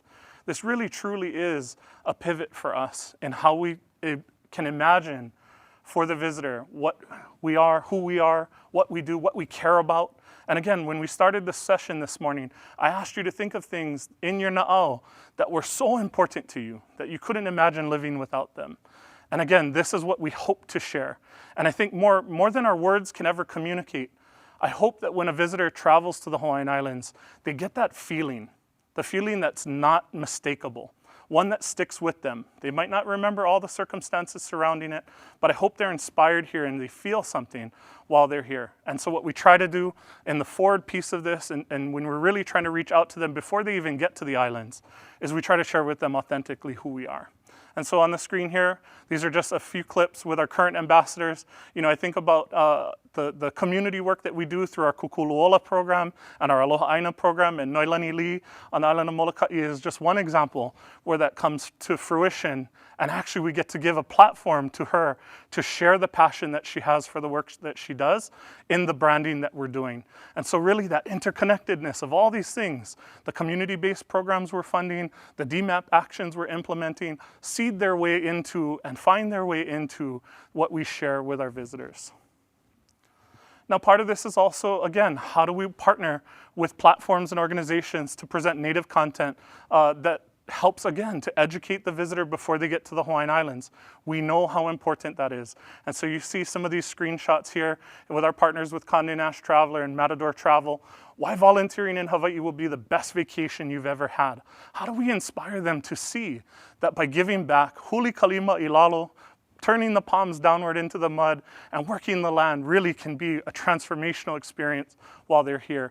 And one that we hope provides an opportunity for them to interact with residents so that residents can share how to act pono, how to travel pono. And again, more importantly, that once they leave our shores, that they go back home and malama their place. Again, I'm gonna kind of breeze through the next set of slides. These are just more and more examples of where we're trying to reach visitors. Social media is certainly another place where we feel like we have good traction and are able to target that target audience we're looking for. And again, to share the messages that we have. We also know earned media is another really important part of our work. And so we thank our teams that help us to do this. And you see some of the publications and outlets that have carried the message of Malama and Aloha that we have for the Hawaiian Islands. And we get great reach from this work. We also have a partnership program. We know we need to co-op, we know we need to partner with you folks in the industry, and we know we need to partner with community orgs. And so there are different channels that we do that. And so community enrichment program, Kukuluola, Aloha Aina are ways we partner with community and residents, and our co-op programs help us to partner with the industry, but all with the expectation and the hope that we move together, that we're all paddling in the same direction in the canoe. Again, more touch points. How do we get a to the Hawaiian Islands? How do we educate them? These are just a few examples of partners who have helped us to share that messaging within their own platforms, whether it's confirmation emails, whether it's their blogs, or even on their social media channels, or even campaigns that they've done, like Travel Pono and Hawaiian Airlines. Alaska Airlines did the 5 ways to Malama or Care for Hawaii in their blog recently. And so again, how do we really take that message at every point that we can? I know many times people have asked, why can't we just put an airline video that we force somebody to watch? But I think for us, the strategy is one that's more broad and strategic in the sense that we're reaching them pre-decisional before they've even come to the Hawaiian Islands. We touch them again with those confirmation emails. We know they're watching videos in the in-flight infotainment systems because we know they're getting views. We touch them again at the Honolulu International Airport when they're coming down the baggage claim down the escalator into the baggage claim. Again, another touch point. And I think more importantly, another piece where we can do this is through social media and paid social, where we know we can target visitors while they're on island and intervene at the point where they're going for their Instagrammable moment. And so part of the campaign for Malama, if you will, and again, I hesitate using that term campaign, is partnered with and paired with Kuleana. And it's again, another concept of responsibility. This is the more tactical messaging. This is, hey, use reef-safe sunscreens. You know, all of the kind of things that we want to encourage folks to do. This is, I think, the other piece of that. So yes, you can malama, but you also have a kuleana, a personal responsibility. And in introducing them to those values, we hope we can build a system in their mind, if you will, where it's reciprocity, where there's a reciprocal relationship of one to the other. And really in that exchange, that moment where visitor and residents meet is where the magic happens. We know we live in a time of COVID. We know we live in a time of a pandemic, and that doesn't pass us by. We cannot ignore that. And so an important part of what we've been doing to message to the visitor is to make sure that we know, or excuse me, they know the very responsibilities that they have to travel here, and so that they can have the best experience possible. If we can provide them more information up front as early as possible, then it reduces the friction for that traveler while they're here, and it hopefully reduces the friction for us and our frontline staff that have to interact with visitors. And so pre-education, again, I sound like a broken record, but I'm just going to keep saying it over and over again. We're going to educate them as much as we can at every point and every channel that we're able to. I think some other updates I want to give before we move into the question and answer sort of period is there are a lot of things happening in the brand management hale, if you will, and I want to highlight a couple. So the RFPs that are available or forthcoming are listed there on the left. I want to share that in 2022, those are the markets that the HTA will be investing in. And so I think you see some regular faces. It's not our full cast that we usually have, but those are important markets for us. And then I also want to highlight specifically the partnership opportunities on our website. If you're looking for an opportunity, and if you haven't seen our platform, please do go check it out. You can sort of pick them and contact the staff that are directly responsible for them. And then I want to go ahead and re-highlight that the 2022 brand marketing and management plans will hopefully be shared in December, and that way you folks can hopefully align with us on that. And I know I've said too much, and I'm going to go ahead and turn it back over to John.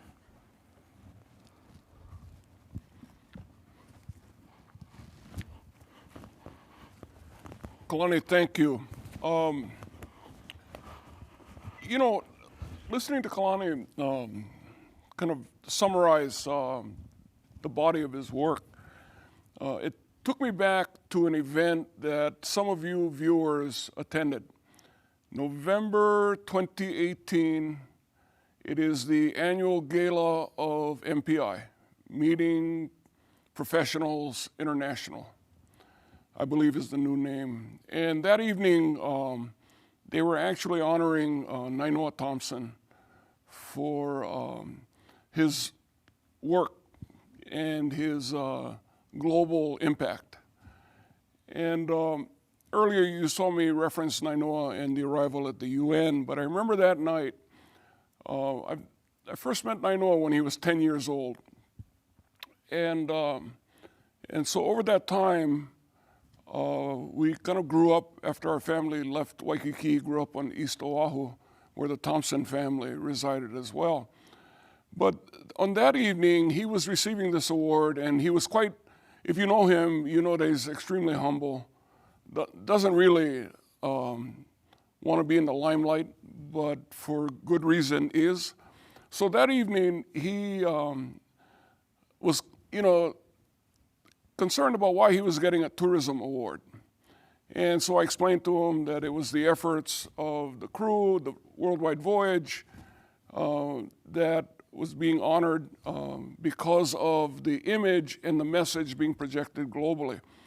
And so right before he went up to receive his award, he turned to me and he said, "Hey, John, what if we started to look at tourists as students and Hawaii as the school?" So I said, okay, what are we going to teach them? And he said, Malama. He said, they will see examples of how we Malama our land, how we Malama our oceans, how we Malama our children and one another. And when they go home, they will hopefully Malama their community, their family. And so in listening to Kalani's summary, it took me back to that evening. It was an evening at the Hyatt Regency Ballroom, Waikiki. And I thought at the moment it was very poignant. I jokingly said to him, I'm going to re-nominate you for this same culture award next year because your Malama idea is brilliant, frankly. And here we are, 4 years later, in various parts of our industry, moving down a path toward a future of Malama. I'm going to save my closing remarks till after the Q&A, but I also wanted to say this, that I often use the metaphor that we all need to be in the same canoe. And after thinking about it, what I realize is, no. You stay in your own canoe, everybody stay in your own canoe. Because when you get in somebody else's canoe, you end up subordinating your navigational skills, your leadership skills, all the things that you've learned from your mentors, from your teachers, from your coaches, you subordinate all that knowledge to someone else. And so what's more important is we all navigate our own canoe, but we agree on a destination. And that destination is Malama Hawaii, is Hawaii 2030, is a Hawaii that is resilient and sustainable. And so if I asked all of you, would you like to see the natural resource base of Hawaii in better condition 3 generations from now than it is today? I have no doubt all 500 of you would vote unanimously yes.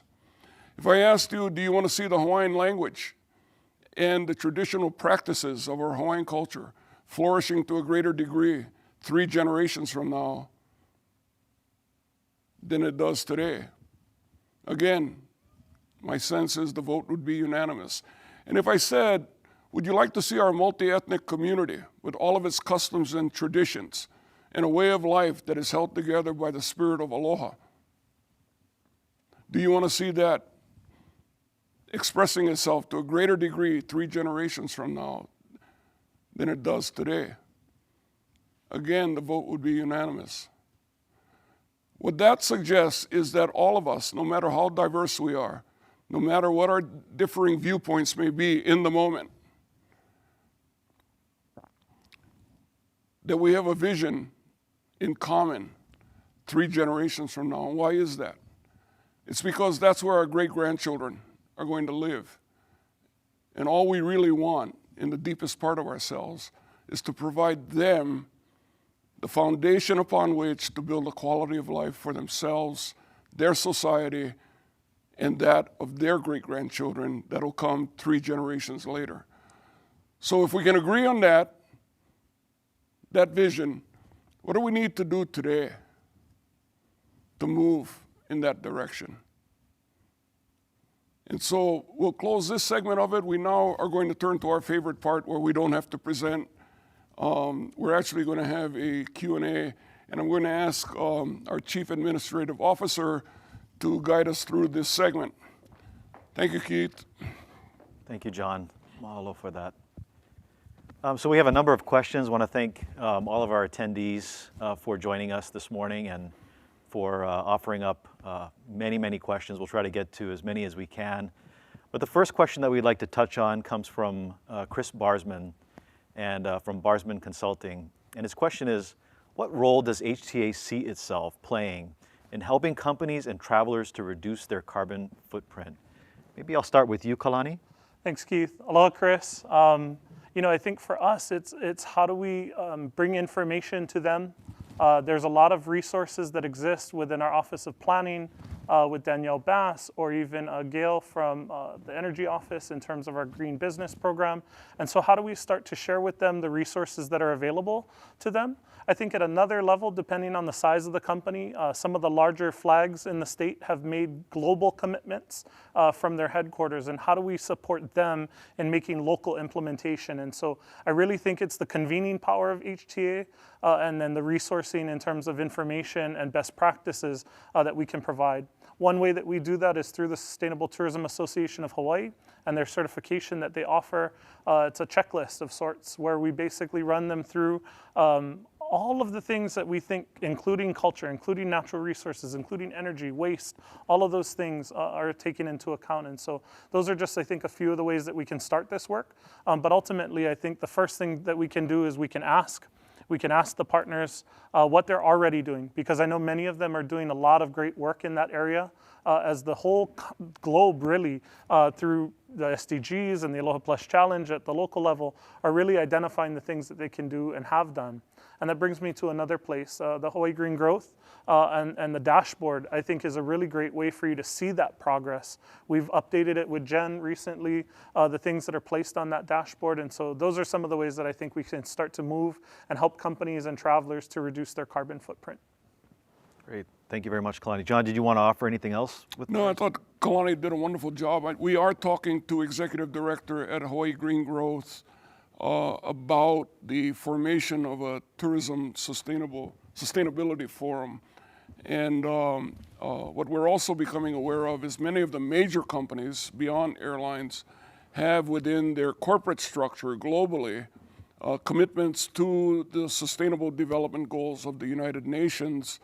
And so many, just in the context of brand compliance, have obligations and responsibilities to adhering and advancing those SDG goals as a condition of maintaining that brand.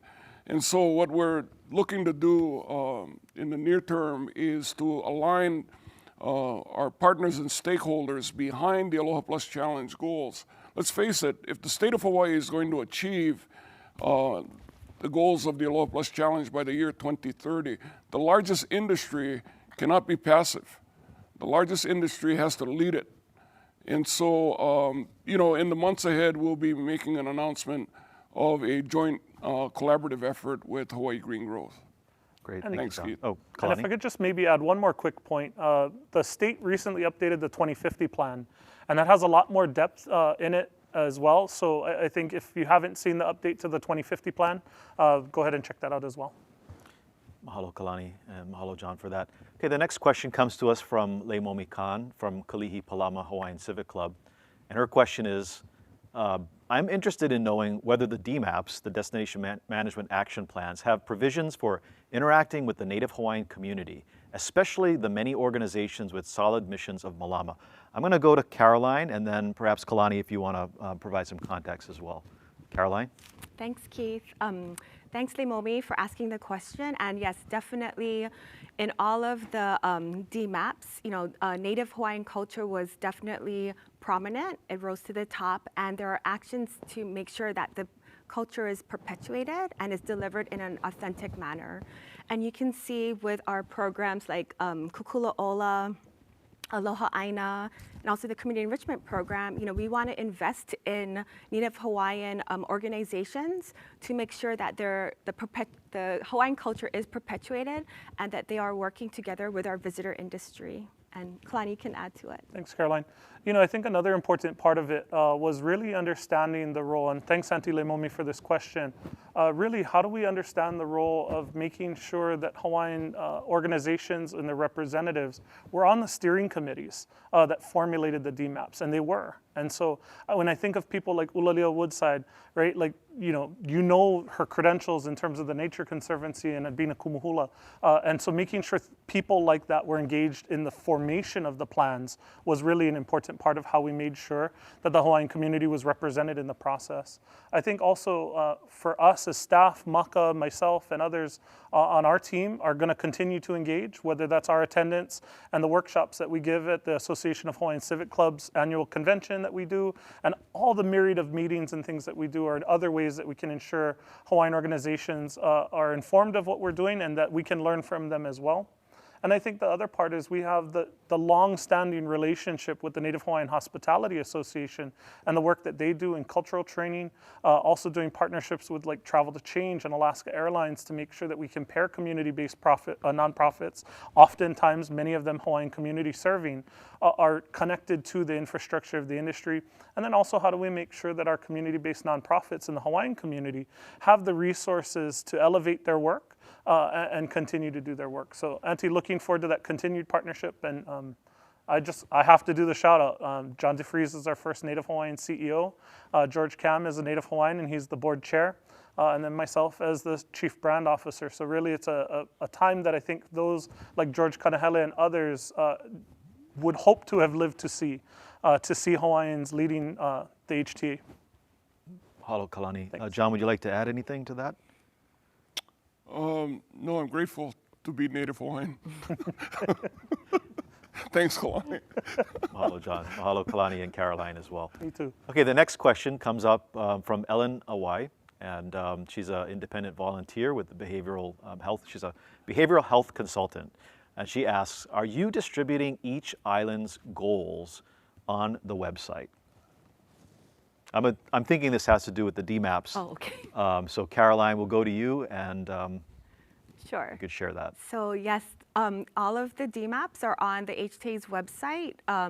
our website is hawaiitourismauthority.org. So if you go there, all of the DMAPs are on it. You can see, what the actions are, and again, the progress reports for each of the DMAPs. Yes, Kalani, go ahead. And then Keith, if I could just add, a big part of what we're trying to do is really, again, like I mentioned earlier, how do we ramp up the engagement and communication with our residents? And so if you follow our social media channels, those are really important ways that we're sharing this work. Maybe not the specific actions as like a post, but the work that's being accomplished by them. And so please check out our social media pages for that information as well.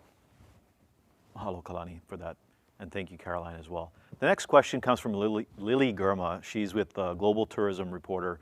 She's a Global Tourism Reporter for Skift, and this is in regards to DMAPs. So Caroline, I'm gonna send this to you. But are the new destination managers the newly created positions?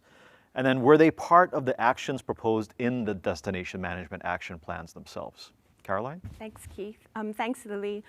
And so the destination managers positions, they are newly created.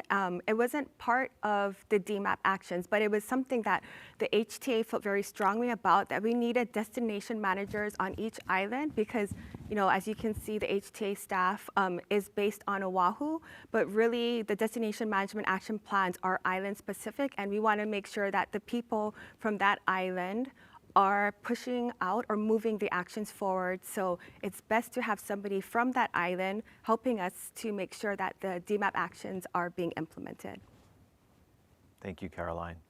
And this is sort of a related question, and this one comes from John Knox from Oahu. And this one is for you specifically, Caroline. So could you talk a little bit more about the role of the destination managers? Give us some idea about their scope, limitations, the time that the job will have committed, in terms of funding and those kinds of related aspects of the role. Caroline? Okay, thanks, Keith, and aloha, John. Thanks for joining us. So for the destination managers, they are with the island visitor bureaus, and we work very closely with them hand in hand. I've been helping to onboard the destination managers for Maui and Oahu. There is funding for them to continue our efforts in helping to implement the destination management action plans. And as far as what are they doing, they're helping to coordinate, to go through the actions, help coordinate meetings. For example, Megan DeGaia is helping to formulate the advisory committees or advisory boards for Lanai and Molokai. She's talked to community members, industry members to have them be part of this advisory board to help move Lanai actions and Molokai actions forward. So they're a very integral part of helping us, again, move actions forward in the DMAPs. Great, thanks, Caroline. Kalani, you had some more context you'd like to add? Yeah, I think an important part of this is really where those destination managers are situated. So yes, they're on each island, and that was important, but they're also situated within each of the island chapters' offices. And so the island chapters have traditionally had the marketing role for each island. And we felt that it was really important that those two pieces, much like we've done here internally at the HTA, are also working side by side in the same office. And so really, I think beyond them just being on island being important, the coworkers that they have and the offices that they sit in and maybe even work remotely from, but the colleagues that they share are really important to making sure that the brand marketing and brand management efforts that we undertake really are truly holistic and in unison. So that's just another piece I think is important. Thanks, Kalani. Appreciate that. And thank you, Caroline, as well. Okay, the next question comes to us from Margaret Murchie. She's a realtor. And the question is, how can we expect a better quality visitor when the airlines are offering cut rate deals to budget tourists? Waikiki has never looked so crazy. Why don't I start with you, Kalani, and then perhaps John, you might want to add some context as well. So, Kalani? Yeah, thanks, Keith. Thanks for the question. Although we cannot control price, the market will do that, and the companies that sell these fares will have to make the decisions that are in the best interest of the destination, I hope. And so for me, though, I think the most important thing that we can do and the responsibility that we have is, again, how do we make sure that we're targeting the right traveler And then again, how do we inspire them in an appropriate way and educate them and give them the tools so that when they come to the Hawaiian Islands, no matter how much they paid to get here, that they're a pono traveler. And so regardless of the fare that they took to get here, I think it's more important that we give them, again, the tools to travel pono. Thanks, Kalani. And John? You know, I would add that we're having to transform and reshape the largest industry, the leadership, not in a vacuum, right? We are working within the field where the forces of free enterprise are at work. And companies will do what they need to do to compete and to succeed. And we cannot control all of that, but I just want to reaffirm what Kalani just shared, is that we have an obligation to establish where we believe the heart of Hawaii is, and constantly bring focus to that in hopes of elevating the consciousness of the business operator, whether it be airlines, hotel, or whatever in the industry, but also at the same time elevate the awareness and consciousness of the prospective traveler. And I think you have a related question to that as well. Yeah, I do. Thank you very much, John. I appreciate that. The next question comes to us from Nana Kawasaki Jones. She's a resident yoga instructor. And the question is, what do you mean by, and what is a higher quality visitor? We keep hearing that term, right? Higher quality visitor. And how do you propose to attract them after decades of hula, palm tree, beach marketing? And really, you know, her hope is it doesn't mean that, you know, has to spend more money, has more money to spend. So maybe context on that. Yeah, when we think about the mindful traveler is sort of the term that we use to describe our target audience. And really, I think the first piece of being our target audience, or how we define a high value visitor, that's kind of the phrasing that we are using internally now, is values alignment. So when we can take a look at our target audience, we can do surveying, we have data from our research partners that help us understand what the values are of our potential travelers. It goes on top of things like household income, age, and other things that we use. But I think more importantly, the shift has been toward, are they values aligned? I think another piece of it is, where are they spending that money? So are they more willing to support local or buy local? And Jerry Agrusa from UH just published that study that actually said that they would. And so again, those are encouraging steps that I think the work that we're doing is slowly starting to move us in a direction we want to go. And so how do we keep that momentum going? How do we ensure that we are communicating to partners and to you folks as residents that our intention is a high value visitor, but it doesn't always necessarily mean affluent. Again, it's values aligned first, then we build that on top of what are more traditional metrics like household income, age, and other things, the source market they come from. And then by extension then, how do we drive and sort of direct that spend that they are spending to places where we know we can sort of slow it down and keep those dollars here longer and make meaningful investment to our small and micro businesses who are the lifeblood of this economy. Mahalo, Kalani. Yes, go ahead, Jen. I wanted to add that, the reports that we're publishing on the HTA website are kind of like scratching the surface of the wealth of information that we have.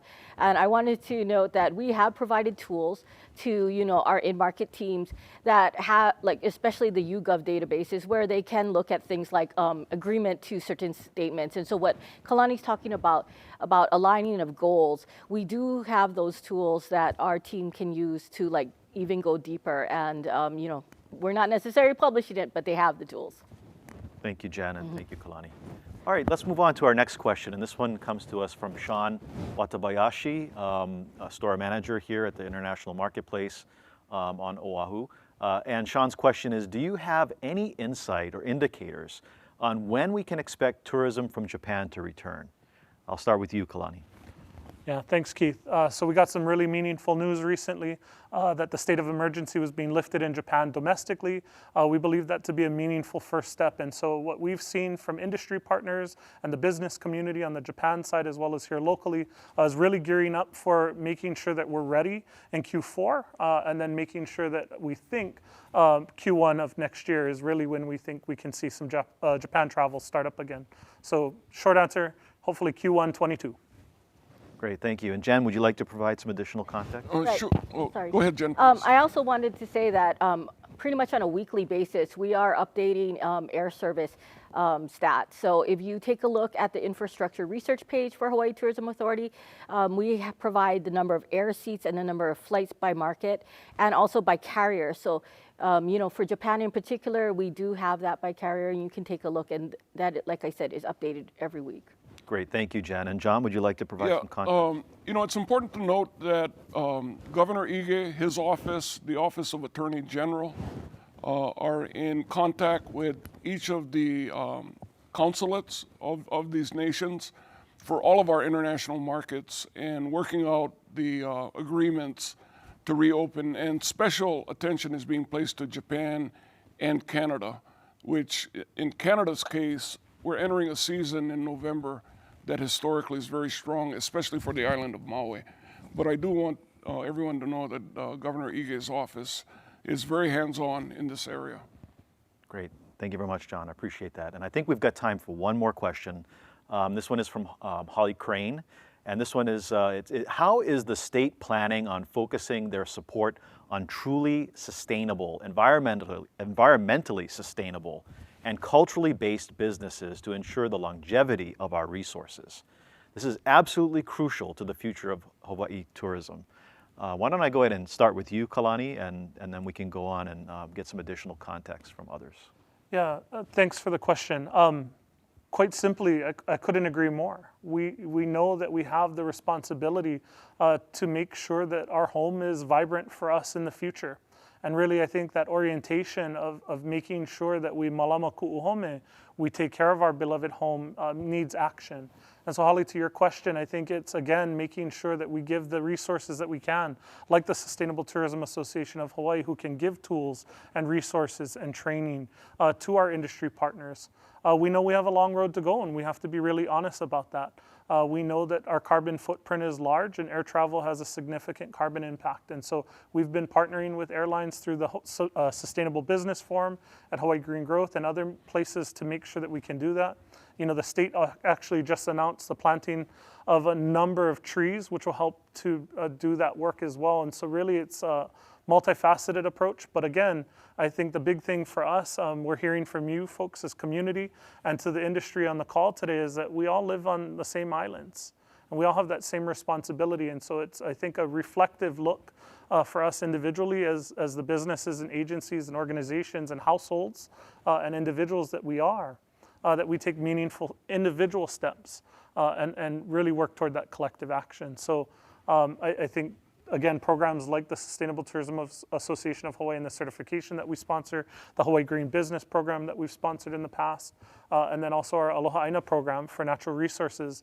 We're probably going to award about $1.75 million this year through that RFP to community-based nonprofits that are going to help us to do that. So, great. Thank you, Kalani. John, any final thoughts on this question? Yeah, you know, Holly, thank you for the question. I think, you know, we have every right to demand this level of planning, this level of sensitivity, this level of awareness. We have every right to demand it of every one of our legislators and the administration. And let me point out that next August, everyone is up for election, right? So to those legislators that you support and candidates you support, make this a major issue. Because it has to be, everything we talked about today needs to be supported by policy. And it's got to be enlightened policy. It's no secret that the human consciousness is always going to outpace public policy. And we just got to narrow that gap because we've learned too much, we know too much, and we have the capacity to do this and provide that kind of future for the descendants yet unborn. So I'd urge you to get involved in your communities and go vote. Great, thank you very much, John, and thank you again to all of our attendees who provided questions for us today. We apologize we're not able to get to every single one of those questions, but all of your questions are important. We'll do our best to get answers for you as we move forward once this concludes today. But thank you again to our panelists, and now I'd like to turn it back over to our President and CEO, Mr. John DeFries.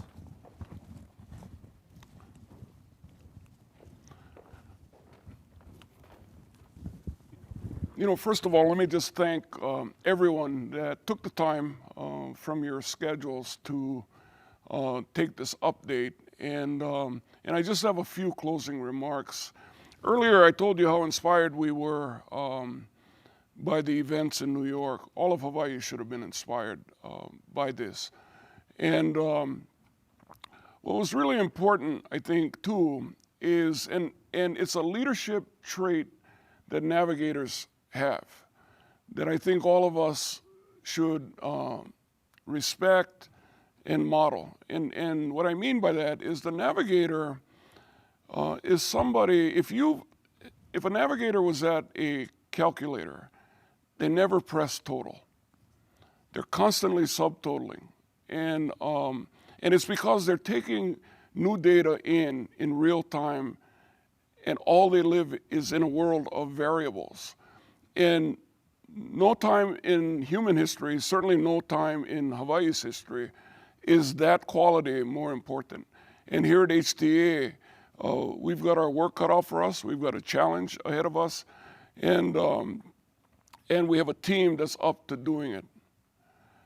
About the time the canoe was in New York, one of the tech giants was going through a change with their R&D department, and Google X was becoming X, and what we knew as Google became the parent Alphabet.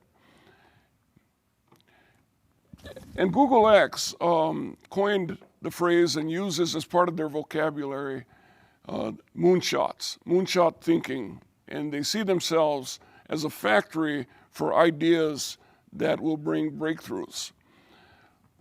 Days before Hokulea left Hilo on the worldwide voyage, Nainoa was joined on deck by this gentleman. His name is Richard Duval. And Nainoa had asked me if I would host Richard and his delegation from Google X. The reason they were on Hokulea is that they have been intrigued at Google X and in their research by the capacity that ancient Polynesian navigators had. And they, in fact, believed that those navigators were some of humankind's first moonshot thinkers. So Richard and his team were here, and we spent about 3 days with them on the island of Hawaii.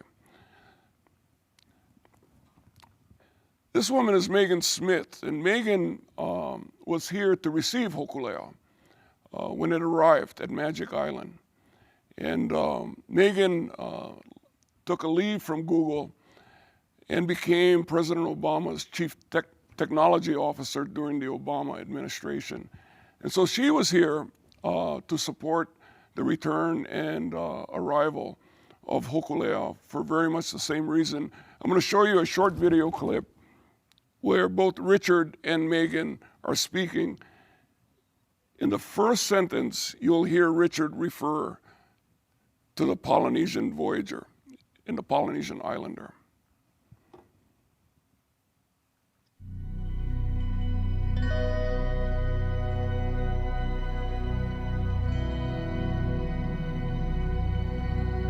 The actual moonshot is wonderful, inspirational, poetic, beautiful, involved great technical challenges, genuine heroism.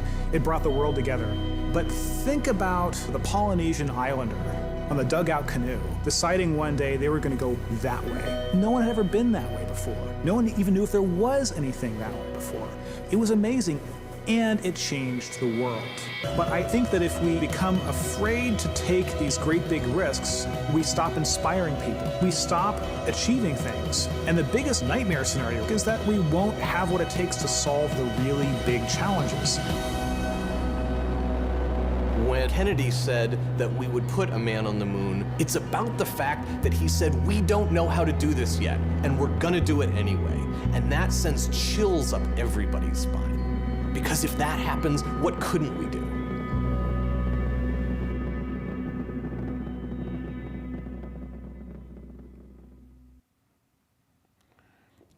In the world of Richard Duval and Megan Smith, certainly in the world of technology, the future does belong to AI.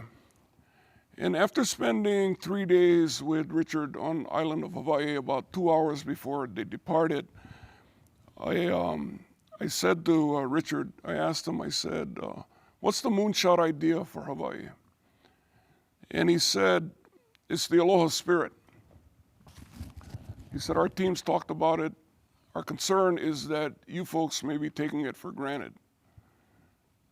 We travel the world, and we know that it's not common, that relationship that you have with one another. So take care of it, protect it, teach it. And in effect that day, what Richard was saying was, the future does belong to AI. But those of you in Hawaii understand it in a very profound way. And what I thought he was talking about was AI as aloha intelligence. Moonshot thinking aims to achieve something that is generally believed to be impossible.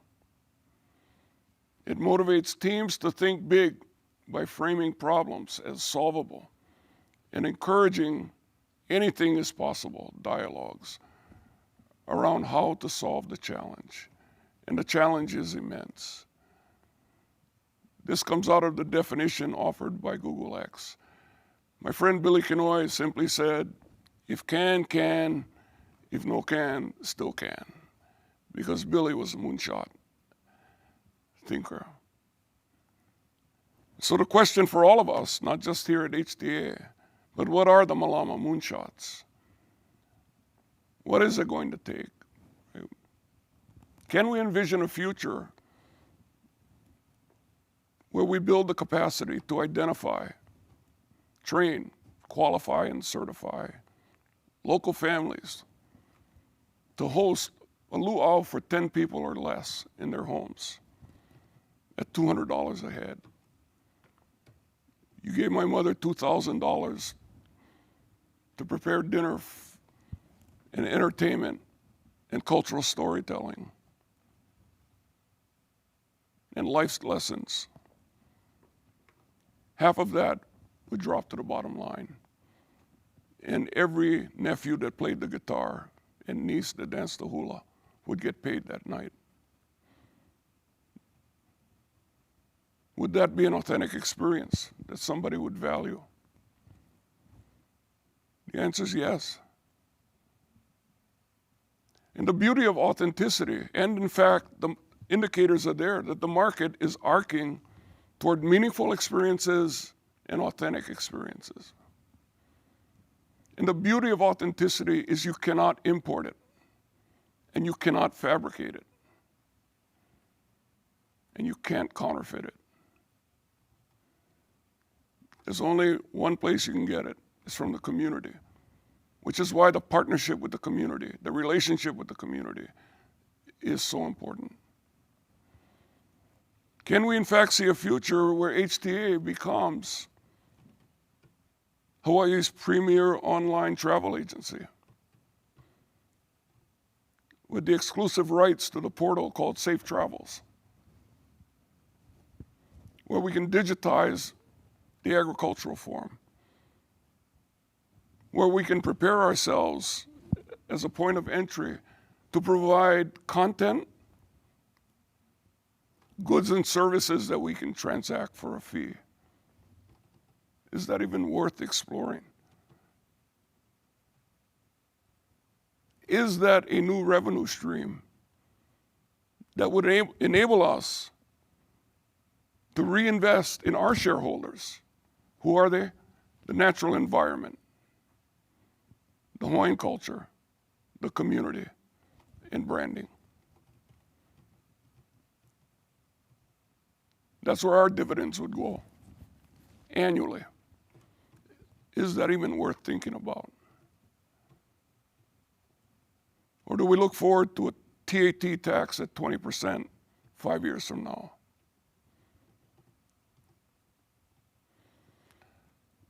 In your own companies, in your own lives, look for the Mālama moonshots. Many of you are sitting right on them. Many of you commit your lives in the nonprofit sector to work that is intended to Mālama your cause, your community, your neighborhood, your school district. And so we need to be bold enough to look for that. Because in the end, we do need to care for one another. Malama Kikahi. The uncle of Reverend Danny Akaka, most of you know Danny. The Reverend Abraham Akaka was an iconic uncle of Danny's. Used to end every sermon at Kauai'aho Church with Malama Kikahi. And so that is our final message to you from HTA. Thank you for joining us this morning. Stay safe, stay healthy, get vaccinated, and Malama Kikahi. Take care of one another. Thank you.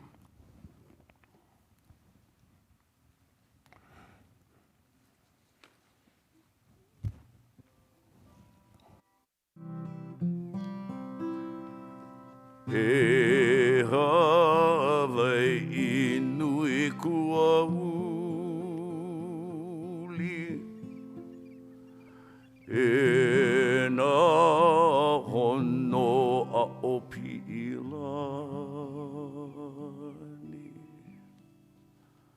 O ahu o ka kuhi hewa Kauai o mano o ka lani po Kauai o mano o ka lani po The life of this land